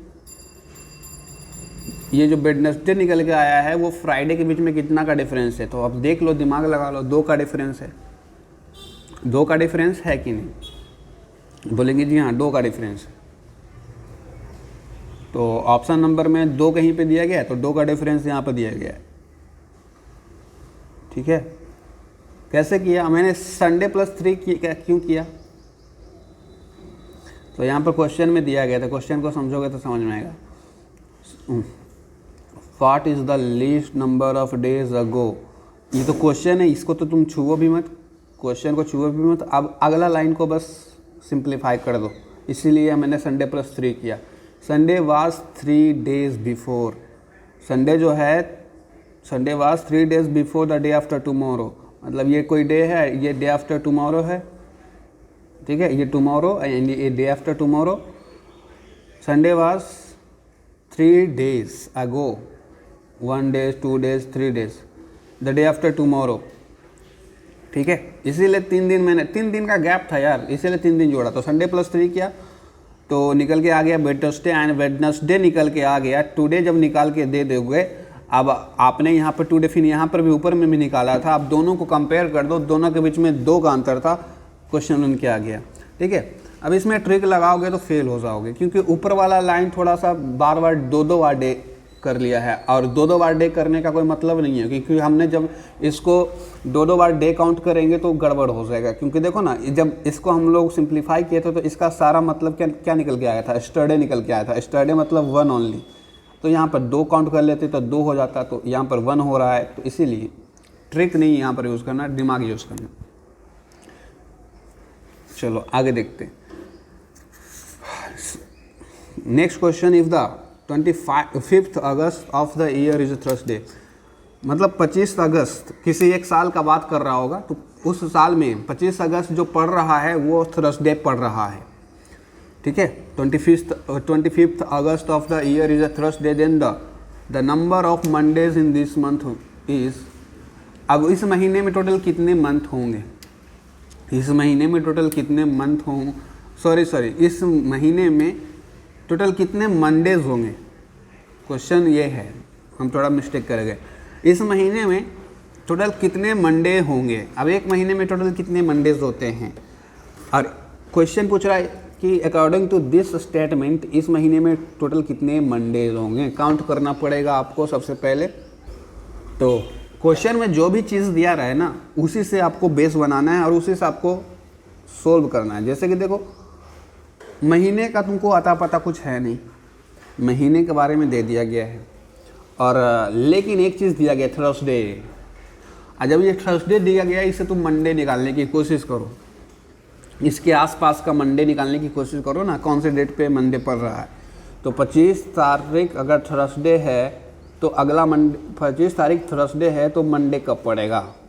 26 को पड़ेगा फ्राइडे, 26 को फ्राइडे पड़ेगा, क्योंकि 25 को थर्सडे था, 25 को थर्सडे है ना, 26 को फ्राइडे पड़ेगा। 27 को क्या पड़ेगा? फ्राइडे के बाद सैटरडे। 28 को संडे, 29 को मंडे। तो अगला मंडे जो है 29 को पड़ रहा है। अब मंथ कितना का होता है? मंथ कितना का होता है? 30 या 31? 30 या 31। अगस्त मंथ 31 का होता है। ठीक है, अगस्त मंथ 31 का होता है। तो फिर इसके बाद 29 आ गया। अब 29 के बाद अगला मंडे कब आएगा? तो महीना ही ख़त्म हो जाएगा, मंडे आएगा ही नहीं। जैसे कि देखो ना, यहाँ पर 29 को मंडे, 30 को ट्यूसडे, 31 को वेडनेसडे, फिर अगला महीना शुरू। तो अगला मंडे अब आएगा ही नहीं, क्योंकि ये लास्ट है। ठीक है, तो ये लास्ट है। 29 तारीख को हमारा क्या है? लास्ट है, डेडलाइन निकल के आ गया आप। अब 29 आपका लास्ट मंडे है, तो ये तो एक हुआ। अब पूरे महीने में कितना मंडे है वो जोड़ना है। तो कुछ नहीं करो, 29 निकाल के लाए, अब 7 घटाते चल जाओ, क्योंकि 7 का साइकिल चलता है भाई। 7 घटाते चल जाओ तुम, आप तुम्हारा निकल के आ जाएगा आंसर। तो जब ऐसे करोगे तो 29 में 7 घटाओगे 22, फिर 22 में 7 घटाओगे कितना देगा? 15, 15 में 7 घटाओगे कितना देगा? 8, 8 में 7 घटाओगे 1 देगा। अब टोटल कितने हुए, 5 हुए। 5 मंडे पड़ेंगे इस महीने में, अगस्त महीने में। अगस्त महीने में 5 मंडे पड़ेंगे। क्वेश्चन बनाने का सिंपल सा लॉजिक था। इस क्वेश्चन में थर्सडे दिया गया, थर्सडे का डेट भी दिया गया, तो थर्सडे का डेट का यूज करके हम लोग मंडे निकाल लेंगे पास वाले का, आने वाले मंडे का। जब आने वाले मंडे तुम निकाल लिए, हमने आने वाले मंडे को ही क्यों निकाला, क्योंकि उससे क्वेश्चन ईजी हो गया, क्योंकि 29 तारीख को नेक्स्ट मंडे पड़ रहा है, फिर 29 के बाद डेट ख़त्म हो जा रहा है, 30, 31, ठीक है, इसीलिए। तो ये लास्ट जब निकल के आ गया, अब घटाते घटाते जहाँ पे स्टॉपेज लगेगा वहाँ पे आपका रुक जाना, फिर काउंट कर लेना टोटल कितना मंडे है मंडे में। ये वाला क्वेश्चन बेसिकली ना, ये वाला क्वेश्चन नंबर 4 से एकदम सिमिलर है। क्वेश्चन नंबर 4 में बस यह पूछा था, संडे का नाम दे दिया गया था और 1 तारीख बता दिया था, तो संडे की हेल्प से हमने मंडे निकाल लिया। मंडे जब निकाल लिया और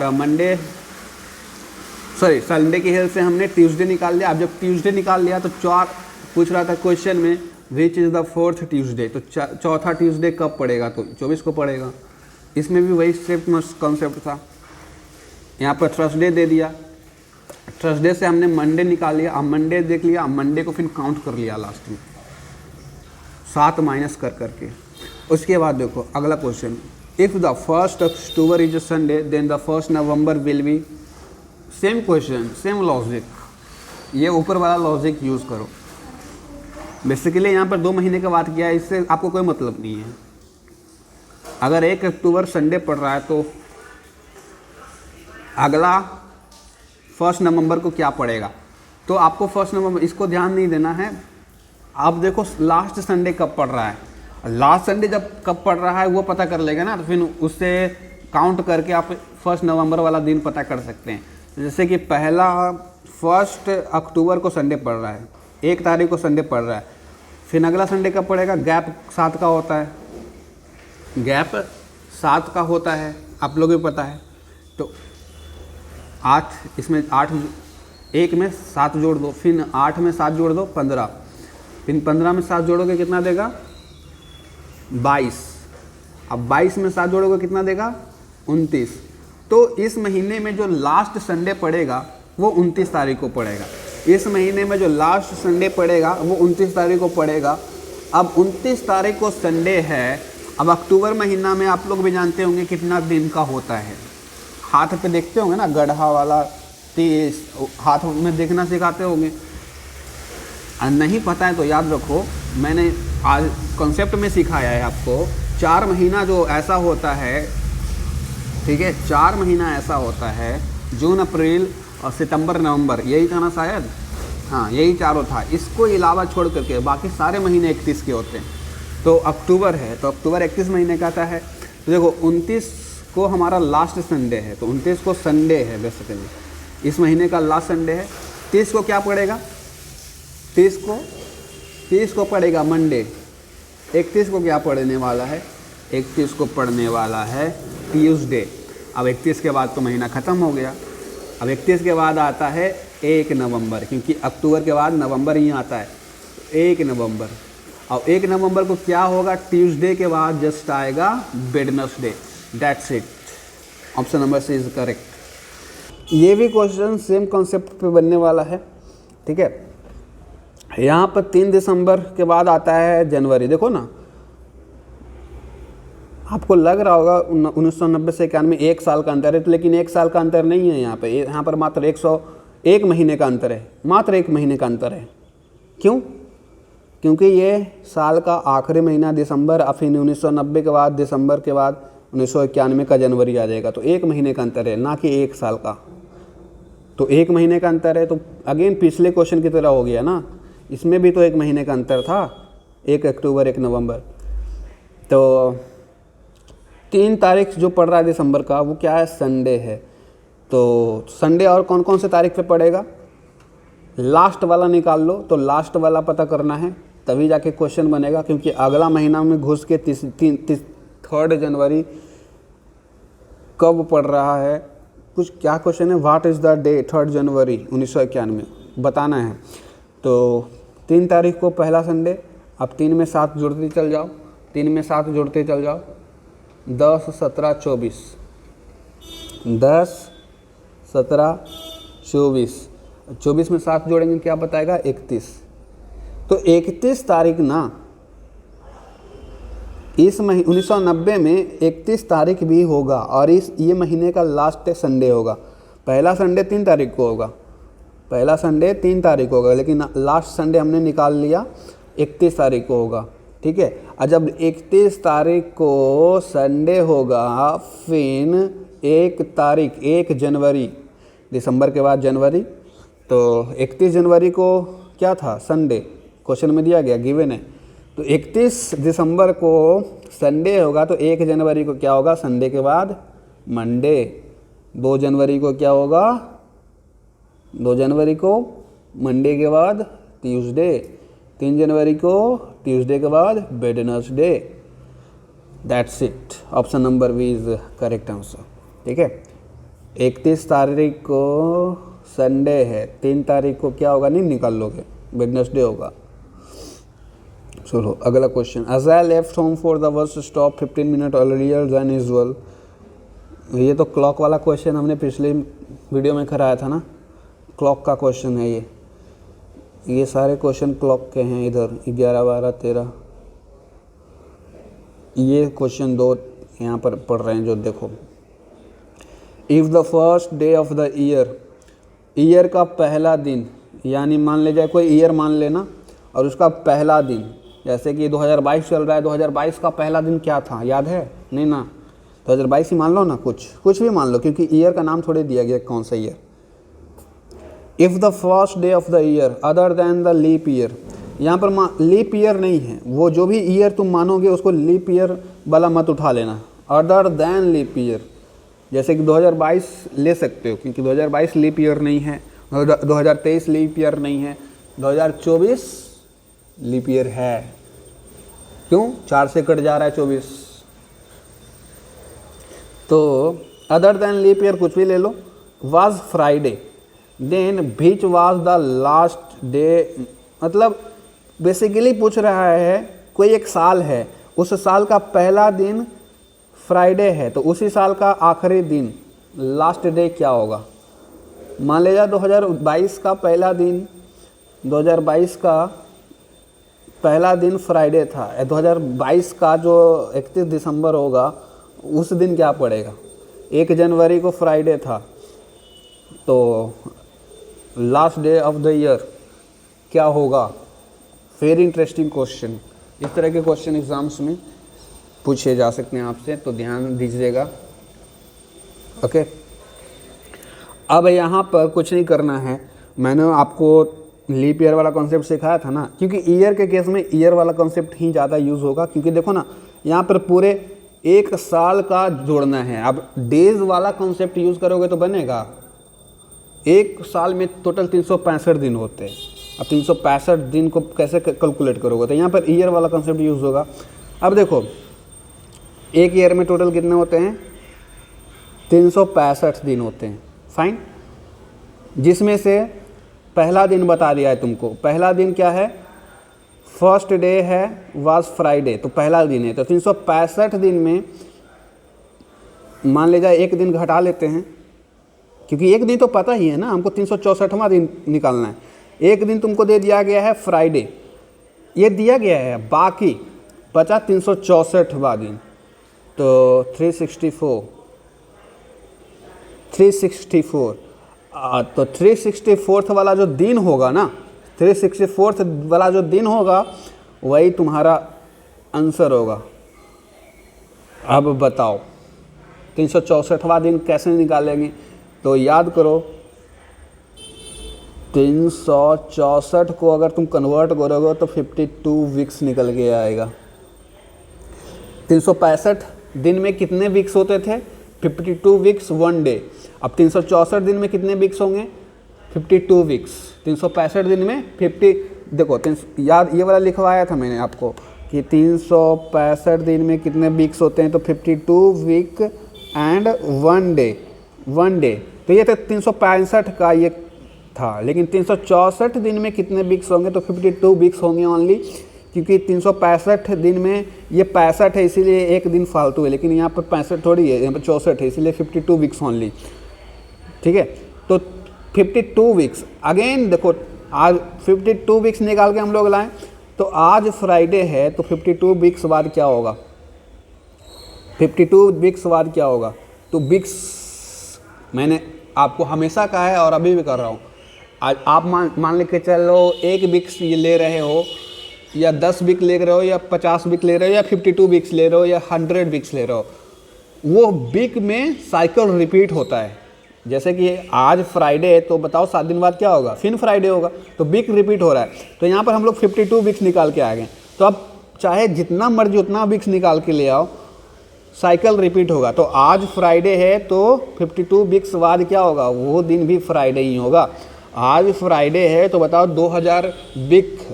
2000 सप्ताह बाद क्या होगा, 2000 वीक्स बाद क्या होगा, अगेन वो फ्राइडे ही होगा, रिपीट होता है cycle. The answer is Friday. ऐसे भी कर सकते थे 364 भागा 7,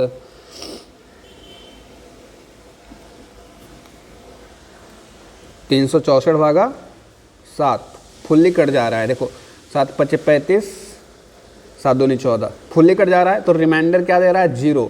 और जब भी रिमाइंडर 0 रहता है तो हम लोग क्या करते हैं, जो रहता है वही आंसर आ जाता है, कुछ बदलाव नहीं होंगे। मान लीजिए अगर रिमाइंडर 10 आता है तो इसमें हम लोग 10 जोड़ लेते हैं, लेकिन रिमाइंडर 0 आया है तो फ्राइडे को फ्राइडे रहने दो, क्योंकि 364 को जब भी 7 से डिवाइड करोगे तो क्या देगा, वो रिमाइंडर 0 देगा, इसलिए फ्राइडे को फ्राइडे में ही रहने दो।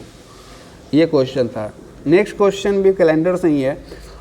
इफ़ 18 फरवरी 97, मतलब 18 फरवरी ऑफ 97 को ट्यूसडे है, 18 फरवरी 1997 को ट्यूसडे है, then what will be the day of 18 February 1999।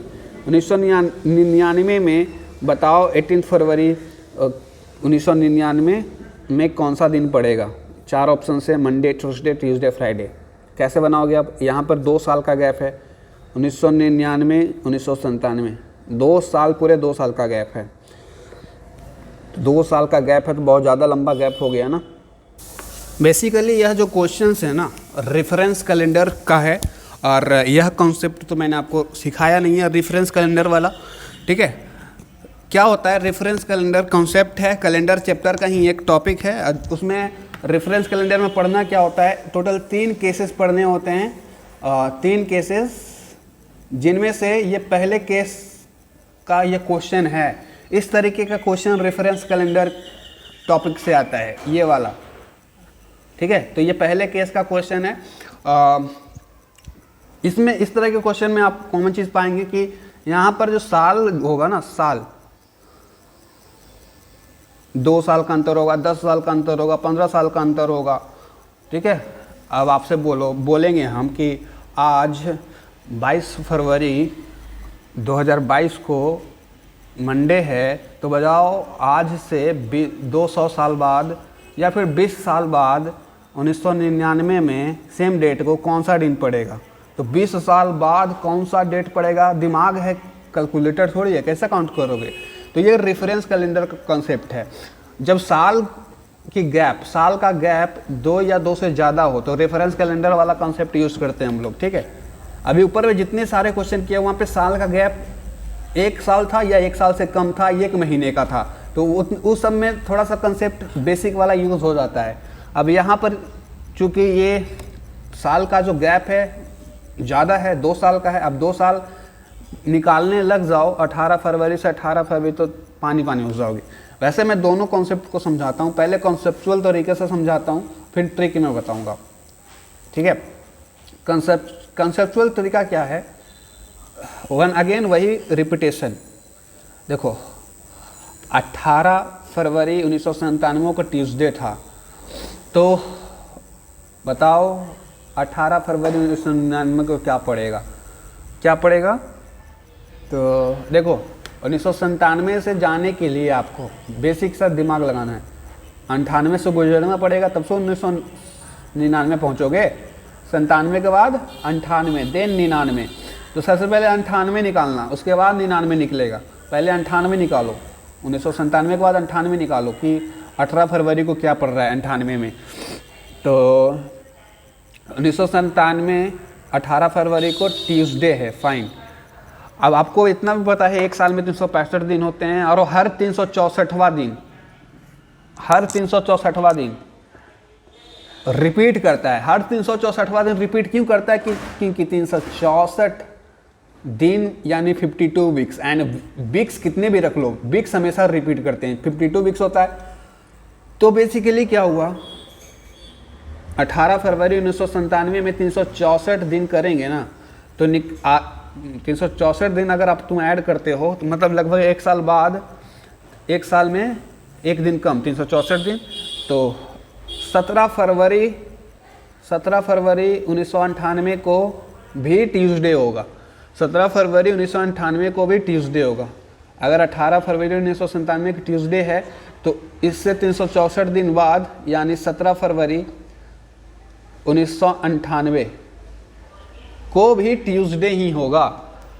17 फरवरी 1998 को ही ट्यूसडे होगा। अब यहाँ पर बोले सर यहाँ पर 18 है, यहाँ पर 17 क्यों?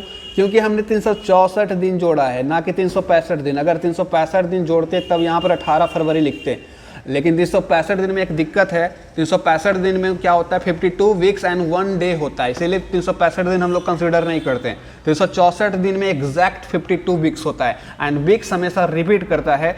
तो 18 फरवरी 1997 के ट्यूसडे था, तो अगेन 17 फरवरी 1998 को, 17 फरवरी 1998 को क्या होगा, भी ट्यूसडे ही होगा। अब हम लोग 1998 का निकाल लिए हैं, 17 फरवरी का ट्यूसडे। अब ये हमारा बेस है। अब इसके माध्यम से 99 निकल जाएगा, इसके माध्यम से 99 निकल जाएगा, ठीक है। 17 फरवरी 1998 क्या निकल के हमारा आया, ट्यूसडे। अब तुम निकालो अगला सेम कॉन्सेप्ट जो जैसे मैंने बताया है, 364 दिन जोड़ो, जितना आएगा एक घटा देना। यहाँ पर 17 है तो उधर 16 रहेगा, ठीक है। तो इसमें 364 दिन जोड़ो ना, एक घटा देना बस। 364 दिन जोड़ो, ऐड करो, तो क्या होगा, अगेन रिपीट होगा, लेकिन एक दिन घट जाएगा, क्योंकि साल 365 दिन का होता है। हम लोग 364 दिन ही जोड़ रहे हैं, तो यहाँ पर 17 है तो यहाँ पर 16 हो जाएगा। तो यहाँ पर 16 फरवरी 1999 को, 16 फरवरी 1999 को भी ट्यूसडे ही होगा, बट आपके क्वेश्चन में आपसे पूछा गया है, बताइए 16 फरवरी का बारे में पूछा गया है, नहीं 18 फरवरी। तो 16 फरवरी 1999 को ट्यूसडे होगा, तो 18 फरवरी का नहीं निकाल लोगे, 2 दिन बाद ही तो है, तो ट्यूसडे में 2 जोड़ लो, क्योंकि हम लोग 16 फरवरी का निकाल लिए हैं। तो क्या निकल के आया है, ट्यूसडे निकल के आया, क्योंकि रिपीटेशन होता है 52 वीक्स। अब 16 फरवरी का जब निकाल लोगे तो 18 फरवरी निकल जाएगा। ट्यूसडे प्लस 2 क्या करेंगे, क्या होगा, Wednesday, Thursday, and Thursday is the option number C, Thursday is the option number C. तो ये कॉन्सेप्चुअल तरीका था। सबसे पहले 1998 का निकालना, 1998 निकाल लोगे, एक दिन घटा देना, 18 में 17 कर देना, फिर 17, ये 1998 वाला 17 तारीख था, फिर 1998 के बाद 1999 निकाल लेना, फिर से एक घटा देना, फिर 16 फरवरी 1999 निकल के आएगा ट्यूसडे, एंड ट्यूसडे जब निकल के आएगा देन 18 फरवरी का निकालना है, तो 16 निकल गया तो 18 निकल जाएगा, बस। ये कंसेप्चुअल तरीका था, कंसेप्ट। अब आते हैं ट्रिक पे।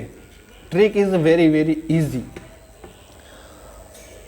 चूँकि ये पहला केस है रेफरेंस कैलेंडर का, तो इसमें क्या होता है ना, जब भी डेट सेम दिया रहे, 18 फरवरी मतलब 18 दो जगह है ना, दोनों जगह 18 है, तो जब भी डेट सेम दिया रहे देन हम लोग इसके साथ कुछ छेड़छाड़ नहीं करते हैं, मतलब इसको ब्लर कर देते हैं, भाड़ में जाइए, इसके साथ छेड़छाड़ नहीं करते हैं। हम लोग बस क्या लिखते हैं, 1997 से 1999, ये दोनों लिख लिए। अब इस दोनों का डिफरेंस निकाल लो, 2 का गैप है, 2 साल का गैप है। अब यहाँ पर एक चीज़ और चेक करना रहता है, डिफरेंस तो निकालना ही है, एक चीज़ और चेक करना है कि इनके बीच में कोई लीप ईयर तो नहीं आ रहा है। तो इधर डेट भी लिख लो, काम देगा। 18 फरवरी 18 फरवरी। अब चेक करना है कि इनके बीच में कोई लीप ईयर तो नहीं आ रहा है। तो 1997 लीप ईयर है, नहीं है, 4 से डिवाइड नहीं होगा। 1998 लीप ईयर है, तो 1998 देखो तो 4 से डिवाइड हो रहा है जी, नहीं, वो 1998 भी 4 से डिवाइड नहीं होगा, तो वो भी लीप ईयर नहीं है। और 1999 को तो हम लोग काउंट ही नहीं करेंगे, क्योंकि काउंट क्यों नहीं कर रहे हैं 1999 को लीप ईयर में, क्योंकि एक तो ये डिविजिबल नहीं है, दूसरा सबसे बड़ा रीज़न ये 18 फरवरी ही है। ये 18 फरवरी 29 फरवरी से पहले आता है। तो यहाँ पर हमारा डेट आके ख़त्म हो गया, यहाँ पर डेट आके ख़त्म हो गया। तो हम लोग 29 फरवरी पार कहाँ किए, 29 फरवरी पार करते तब ना 18 लीप ईयर अगर रहता तो काउंट कर लेते, नहीं रहता तो छोड़ देते, लेकिन 18 फरवरी ही है, तो ये लीप ईयर हो ही नहीं सकता है। 28 फरवरी तक मान लीजिए कोई ऐसा साल लो जिसमें एक लीप ईयर है, तो मैं बोलूँ बताओ 2024 आने वाला लीप ईयर है। अगर मैं बोलूँ आज 5/2/2022 को मंडे है, तो 28 फरवरी 2024 को क्या पड़ेगा, तो 28 फरवरी 2024 को लीप ईयर तुम काउंट नहीं करोगे, चूँकि 2024 लीप ईयर है, लेकिन हम लोग 28 फरवरी तक ही रुक गए, हम लोग 28 फरवरी तक ही रुक गए, 29 फरवरी पार नहीं किए, तो उसको लीप ईयर मत काउंट करना। डेड लाइन हमेशा देखना, ठीक है। जैसे कि यहाँ पर डेड लाइन 18 है और 18 29 को पार नहीं किया है, तो यहाँ पर ये लीप ईयर काउंट नहीं होगा। मतलब इनके बीच ना तो ये है और इनके बीच ना तो 1998 वो भी लीप ईयर नहीं है और ये भी लीप ईयर नहीं है, तो तीनों में से कोई लीप ईयर नहीं है, तो प्लस 0 करेंगे। अगर यहाँ पर इनके बीच में जितना लीप ईयर होता उतना प्लस कर देते, तो यहाँ पर कुछ नहीं है, एक भी लीप ईयर नहीं है, तो मतलब 0। अगर मान लीजिए इनके बीच में 2 लीप ईयर होता तो 2 जोड़ लेते। अब देखो 2 + 0 कितना होता है, 2 होता है। सिंपल सा लॉस देखे, अब 2 निकल के आ गया हमारा आंसर, इसी से आंसर निकल जाएगा। बस 2 निकाल लिए, जोड़ दो, ट्यूसडे में जोड़ दो, क्योंकि ट्यूसडे दिया है क्वेश्चन में, यही हमारा बेस है क्वेश्चन का। तो ट्यूसडे में जब जोड़ोगे क्या आएगा, वेडनेसडे थर्सडे। कितना इजी था, इन दोनों के बीच में गैप देख लिए तो 2 निकल के आया। अब लीप ईयर पता करना था, तो लीप ईयर देखे 1997 भी नहीं है, 1998 भी नहीं है, 1999 तो एक भी लीप ईयर नहीं है, तो 0 ऐड करो या ना करो, बात बराबर है, क्योंकि 2 + 0 2 ही देगा, तो 2 आ गया। अब ये 2 फाइनली निकल के आ गया। अब 2 बस जोड़ना है दिए गए दिन में, ख़त्म, ये ट्रिक था। तो डिफरेंस निकाल करके लीप ईयर चेक करना है, अगर है तो जोड़ो, नहीं है तो छोड़ दो, और जितना डिफरेंस निकल के आया फाइनली उसको दिए गए दिन में जोड़ दो, ख़त्म। ये था कंसेप्ट। रेफरेंस कैलेंडर के 2 और अदर केसेस हैं, उसको हम लोग भी देख लेते हैं, क्योंकि वहाँ से भी क्वेश्चन आने के चांसेस हैं। पहले इसी क्वेश्चंस का मैं थोड़ा सा डाटा चेंज करता हूँ और आपसे घर से होमवर्क देने की कोशिश करता हूँ, नहीं तो मैं दूसरा PDF आपको दिखाता हूँ, वहाँ पे क्वेश्चंस हैं ऑलरेडी, तो उस PDF से भी क्वेश्चंस बना सकते हो। देखो अभी जो हमने केस पहला पढ़ा सेम वही वाला केस है, ठीक है, जिसमें क्या होता है डेट सेम रहते हैं और ईयर चेंज होते हैं, ये पहला केस था। और यहाँ पर जब ईयर चेंज होते हैं तो क्या करते हैं, डिफरेंस निकालते हैं। देखो इन दोनों के बीच में कितना डिफरेंस है, इन दोनों के बीच में कितना डिफरेंस है, 2005 से बीच के 2023 कितना का डिफरेंस है, 2005 से 2023 के बीच में डिफरेंस देखो पिछले क्वेश्चन में 2 साल का डिफरेंस था मात्र, लेकिन यहाँ पर टोटल 18 साल का डिफरेंस है, 18 ईयर्स। तो 18 ईयर्स लिख लेंगे हम लोग, 18 लिख लिया। और उसके बीच में फिर चेक करो 2005 से 2023 के बीच में कितना लीप ईयर पड़ रहा है, तो 2005 लीप ईयर नहीं है, जितने भी 4 के मल्टीपल होंगे ना वो लीप ईयर होंगे, तो 2005 नहीं है। तो इससे पहले एक साल था 2004 था, लेकिन 2005 से शुरू हुआ है, तो 2005 लीप ईयर नहीं है, इसको काउंट नहीं करेंगे। 2006 है, नहीं है। 2007 है, नहीं है। 2008 लीप ईयर है, तो एक 2008 हो गया, फिर 2016 हो जाएगा, फिर 2016, 4 का 4 4 दुनिया 4 16, तो एक 8 हो जाएगा, एक 16 हो जाएगा, एक 20 हो जाएगा। तो टोटल इनके बीच में 3 ही लीप ईयर है, 3 ही लीप ईयर है। 2005 से 2023 ही देखना है। अब देखो तो 2024 अगला आएगा, लेकिन 2024 हम लोग काउंट करेंगे नहीं करेंगे, क्योंकि 2023 में ख़त्म हो गया हमारा खेला, तो 2023 में हमारा ख़त्म हो गया है। क्या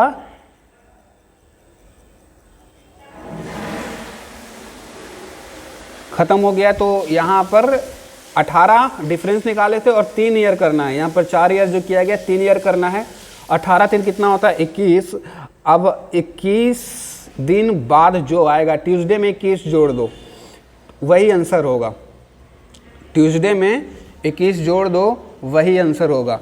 तो बोलेंगे सर ट्यूसडे में 21 जोड़ने में बहुत टाइम लग जाएगा, तो इसको सिंप्लीफाई कर लो ना, 7 दिन बाद रिपीट होता है, तो 7 या 21, मतलब ट्यूसडे में 7 या 21, 21 को जब 7 से डिवाइड करोगे तो रिमाइंडर 0 आएगा। रिमाइंडर 0 मतलब सेम ट्यूसडे ही आ जाएगा आंसर आपका। ठीक है, इसी तरीके से आपसे क्वेश्चन दिया जा ठीक है, इसी तरीके से ये भी क्वेश्चन है, बना लोगे। 26 जनवरी डेट देखो सेम है लेकिन ईयर चेंज है। अब यहाँ पर 2021 से 2001 जा रहा है, मतलब यहाँ पर डिक्रीजिंग ऑर्डर है, 2021 से 2001। अब इनके बीच में सबसे पहले तो तुम डिफरेंस निकालो। 2020 से 2001 के बीच में 20 ईयर का डिफरेंस है। ठीक है, अब इनके बीच में जब तुम लीप ईयर काउंट करोगे तो 2001 से काउंट करना शुरू करो, 2001 से काउंट करना शुरू करो, 2021 पे जाके एंड करना। तो 2001, तो 2004, 2008, 2016, 2024 इज द लीप ईयर। ठीक है, 4, 8, 16, 24। एक मिनट, मैं कुछ मिस कर रहा हूँ। 4 के पहाड़ा में 4 का 4 12 में मिस कर रहा था।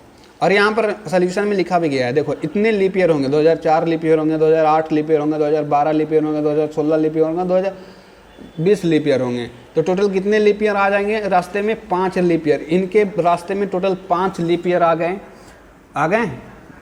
अब 5 लीप ईयर आ गए तो कुछ नहीं करो, पहले डिफरेंस निकाला, डिफरेंस 20 का था। अब रास्ते में कितने लीप ईयर आ गए? 5 लीप ईयर आ गए। तो 20, 5, 25। अब ये 25 निकल के आ गया। अब 25 संडे में जब 25 तुम जोड़ोगे तो जो दिन आएगा वही आंसर होगा। लेकिन यहाँ पर जोड़ना नहीं है, बिग मिस्टेक। आपसे भी हो जाएगा बिग मिस्टेक अगर ध्यान नहीं देते तो। देखो यहाँ पे जोड़ना नहीं है, यहाँ पे बाबू घट रहा है। 2021 से 2001 देखो तो घट नहीं रहा है, 2021 से फिर 2001 में चल गया वापस, तो 2001 घट रहा है। तो यहाँ पे 25 तुम्हारा निकल के आया, तो यहाँ पे प्लस मत कर देना। 25 प्लस, संडे में 25 जोड़ दिए, प्लस नहीं करना है, संडे में 25 दिन घटाओ और जो आंसर आएगा वही आंसर होगा। तो संडे में 25 दिन घटाना है। अब 25 दिन कैसे घटाएंगे भैया? 25 दिन तो बहुत बड़ा दिन होता है, कितना गिनेंगे हाथ पे? संडे के पीछे आएगा सैटरडे, उसके पीछे आएगा, तो पगला जाओगे। तो 25 को अगेन 7 का साइकिल होता है एक वीक में, 7 से डिवाइड कर दो। जब डिवाइड करोगे 4 रिमाइंडर बचेगा। अब संडे से 4 दिन पहले क्या था? बेसिक सा क्वेश्चन है, संडे से 4 दिन पहले वेडनेसडे होगा, गिन लेना हाथ में। संडे से पीछे सैटरडे एक दिन, उससे पीछे सैटरडे से पीछे फ्राइडे, थर्सडे, वेडनेसडे, तो 4 दिन पहले वेडनेसडे था। ठीक है, ये केस पहला का क्वेश्चन था, जिस केस में क्या होता है, ईयर चेंज होता है, बाकी ये दोनों सेम रहता है, डेट सेम रहता है, ईयर चेंज रहता है। लेकिन केस 2 में जस्ट इसके अपोजिट रहेगा। केस 2 में ईयर सेम रहेगा, जैसे कि 2021 है तो नीचे में भी 2021 दे देगा, लेकिन इधर वाला चेंज कर देगा, इधर 18 दे देगा, इधर 23 दे देगा। तो कैसे बनाओगे? अगर ईयर सेम रहे और डेट चेंज हो जाए, ईयर सेम रहे डेट चेंज हो जाए, तब क्या करना है वो केस 2 में हम लोग पढ़ेंगे। केस 2 में, ये केस 2 है, जैसे कि देखो case 2, year is quite same नहीं है, 2005 है, 2005 है, लेकिन डेट यहाँ पर अलग है। तो इस केस में डेट बदल रहा है। तो ये हमारा दूसरा केस है। तो डेट वाले चीज़ में कैसे सॉल्व करते क्वेश्चन? मान लीजिए यही क्वेश्चन है तुम्हारा, 2 मई 2005 को फ्राइडे था, तो बताओ 3 मार्च 2005 को क्या पड़ेगा? ठीक है, 3 मार्च 2005 को क्या पड़ेगा? तो अगेन हम लोग इसमें छेड़छाड़ नहीं करते हैं, क्योंकि ये सेम है। तो चलो 2 मई एंड 2 मार्च को लिख लो। 2 मई 2 मार्च को लिख लेते हैं। अब मई मार्च के बीच में कितना का गैप है? तो यहाँ पर सबसे पहले पता करो कि यहाँ पर बढ़ रहा है या घट रहा है। तो मई से मार्च जा रहा है, मई से मार्च जा रहा है, या फिर मार्च से मई जा रहा है। तो यहाँ पर देखो पहले मई था फिर मार्च, तो मई के बाद मार्च थोड़ी आता है, मई के पहले मार्च आता है, यानी यहाँ पर घट रहा है, यहाँ पे डिमोशन है। तो जब भी आंसर निकालना वहाँ पे माइनस करना, ठीक है। तो सबसे पहले ये चेक करना होता है घट रहा है कि बढ़ रहा है, तो यहाँ पर घट रहा है। अब मार्च एंड मई के बीच में कितने मंथ हैं उसको लिखो। तो ये रहा मार्च, अप्रैल, मार्च, अप्रैल, मई, मई, ठीक है। ये तीनों लिख लिया, मतलब बीच में जितने मंथ है उसको लिख लेना। जैसे कि देखो ना, मार्च लिख लिया, अप्रैल लिख लिया, मई लिख लिया। अब द कॉन्सेप्ट इज, यहाँ पर कॉन्सेप्ट ये यूज होगा कि जो शुरुआती वाला दिन होता है उसका रिमेनिंग डेज हम लोग देखते हैं। जैसे कि मई शुरुआती डेज नहीं है, ये तो मई तो मार्च के बाद आता है ना, तो शुरुआती डेज मार्च है। तो शुरुआती डेज हमारा क्या है, जो शुरुआती डेज होता है, शुरुआत में पहले जो आता है उसका हम लोग रिमेनिंग डेज देखते हैं। रिमेनिंग डेज, उस महीने में कितना दिन बच रहा है। तो देखो यहाँ पर 30 मार्च दिया गया है, लेकिन मार्च का जो महीना होता है वो 31 का होता है। तो रिमेनिंग डेज हम निकाल लेंगे तो 1 आएगा, रिमेनिंग डेज 1 आएगा, और वही वाला 1 यहाँ पर लिख दिया है, ठीक है। तो शुरुआत जो शुरू कर रहा है मार्च का रिमेनिंग डेज देखते हैं, एंड जो एंड कर रहा है एंड वाला मई, जैसे कि मई पे जाके ख़त्म हो गया 2 मई पे, इसमें हम लोग गिवन डेट को देखते हैं। यहाँ पर रिमेनिंग डेज मत देख लेना, शुरुआत वाले में रिमेनिंग डेज देखना रहता है, और जो एंड हो रहा है उसका गिवन डेट देखना रहता है। तो यहाँ पर इसका एंड हो रहा है 2 मई पे, तो गिवन कितना है, 2 है, तो 2 का 2 लिख लेंगे, 2 का 2 लिख लेंगे, फाइन। और फिर बच गया अप्रैल, अब बीच में अप्रैल पड़ता है इन दोनों के बीच में। अब अप्रैल का कुछ नहीं करो, अप्रैल में टोटल कितने दिन का महीना होता है, तो 30 दिन का, ठीक है। टोटल 4 ऐसे महीने होते हैं जो 30 दिन के होते हैं, तो अप्रैल जो है 30 दिन का होता है। तो यहाँ पर 30 लिखेंगे नहीं, 30 नहीं लिखेंगे, 7 का रिमाइंडर लिखेंगे। तो 7 से 30 को डिवाइड करो तो 2 बचेगा, रिमाइंडर 2 देगा। अब इतना जो निकल के आप लाए हो, 1 + 2 + 2, इसको तुम जोड़ लो, टोटल 5 आ जाएगा। मार्च के लिए 1, ये रिमेनिंग डेज था, एंड मई के लिए 2, ये गिवन डेट था, ठीक है। एंड बीच में अप्रैल पड़ गया, अप्रैल 30 दिन का होता है, इसका हम लोग रिमाइंडर निकाल लिए, तो 2 हो गया, टोटल 5 हो गया। अब 5 आप लोग यहाँ पर करना है। अच्छा बताओ, प्लस करेंगे कि माइनस करेंगे? ये तो शुरुआत में ही आपको बता दिया था, प्लस करना है कि माइनस करना है। तो बोलेंगे सर मई से मार्च जा रहा है, ये तो उल्टा चल रहा है। उल्टा जब भी चलता है मतलब माइनस, तो फ्राइडे में 5 माइनस करना है आपको, फ्राइडे में 5 माइनस करना है। फ्राइडे से 5 दिन पीछे जाओ, या फिर फ्राइडे में +2 कर दो, बात बराबर ही पड़ता है, ठीक है। -5 करो या +2 करो, एक ही है, क्योंकि हर 7 दिन में साइकिल रिपीट होता है। तो -5 + 2, तो बेसिक्स है, फ्राइडे से -5 दिन चले जाओ आगे, या फिर फ्राइडे में +2 कर दो, बात एक ही है। -5 + 2 दोनों इक्वल होता है कैलेंडर के कॉन्सेप्ट में। जैसे कि -1 करना है तो या +6 करो, बात बराबर है। +2 करो या -5 करो, बात बराबर है।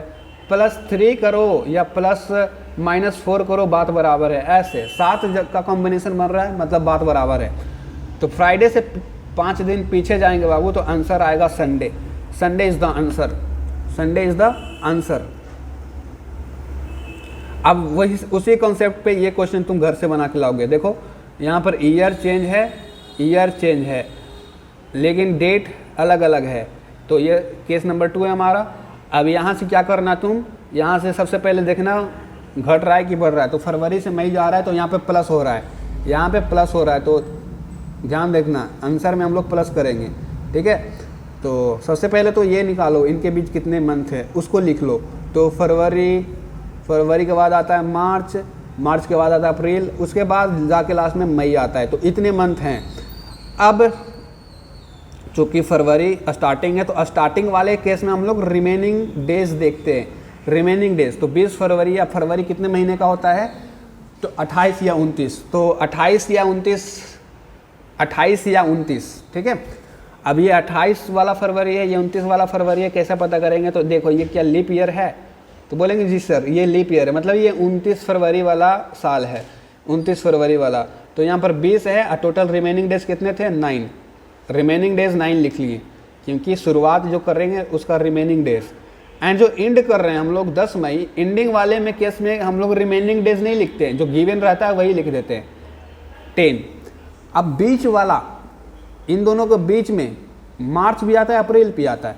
अब मार्च अप्रैल के कितने महीने में कितने दिन होते हैं उसका रिमाइंडर लिखना है। तो मार्च जो है 31 महीने वाला दिन है, और जब भी तुम 7 से डिवाइड करोगे तो रिमाइंडर 3 देगा।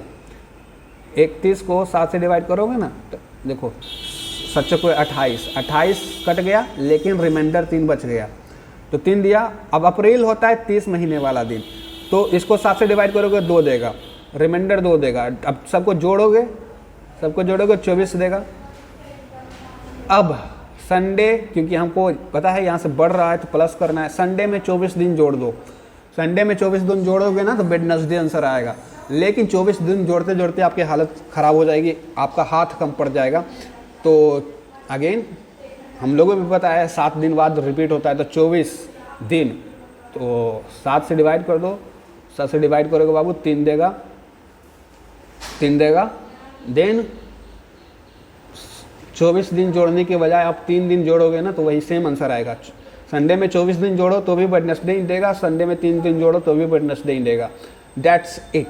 ये केस नंबर 2 था, केस नंबर 2 था। केस नंबर 3 इन दोनों का मिक्सअप है। केस नंबर 3 में क्या करेगा ना, ये ईयर भी तुमको चेंज कर देगा, जैसे कि 2004 है, नीचे में 2007 दे देगा, और ये डेट भी चेंज कर देगा। तो केस नंबर 3 में, केस नंबर 1 में क्या देखा हमने, ईयर चेंज कर दिया लेकिन डेट सेम था, डेट सेम था। केस नंबर 2 अभी अभी पढ़े हैं, ईयर सेम है लेकिन डेट चेंज है। केस नंबर 3 में क्या पढ़ेंगे, दोनों चेंज है, लेकिन केस नंबर 3 आपके एग्ज़ाम में आता नहीं है, वो लेंदी हो जाता है थोड़ा, तो उसको नहीं पढ़ेंगे। ठीक है, बस इतना ही। ये कैलेंडर चैप्टर आई होप इससे बाहर नहीं आएगा आपके एग्ज़ाम में, बस पढ़ाई करते रहो। ठीक है, चलो एक होमवर्क दे देता हूँ। ये क्वेश्चन नंबर 2 है, ये केस नंबर 2 का एक होमवर्क दे देता हूँ। या फिर घर में तुम क्या करो ना, घर में अपने मन से कुछ डेट ले लो और बनाने की कोशिश करो। होमवर्क में दे देते हैं, जैसे कि 20 फरवरी 2003 को, 20 फरवरी 2003 को अगर थर्सडे था तो बताओ 23 मई 2017 को कौन सा दिन होगा? 23 मई 2017 को कौन सा दिन होगा? तो यहाँ पर देखो बढ़ रहा है, फरवरी के बाद मई, तो प्लस आएगा, प्लस करना लास्ट में। ठीक है, बनाना, इसका आंसर घर में बनाना। बस आज के लिए बस इतना ही। Thank you for watching video. अगले वीडियो मिलते हैं। Thank you.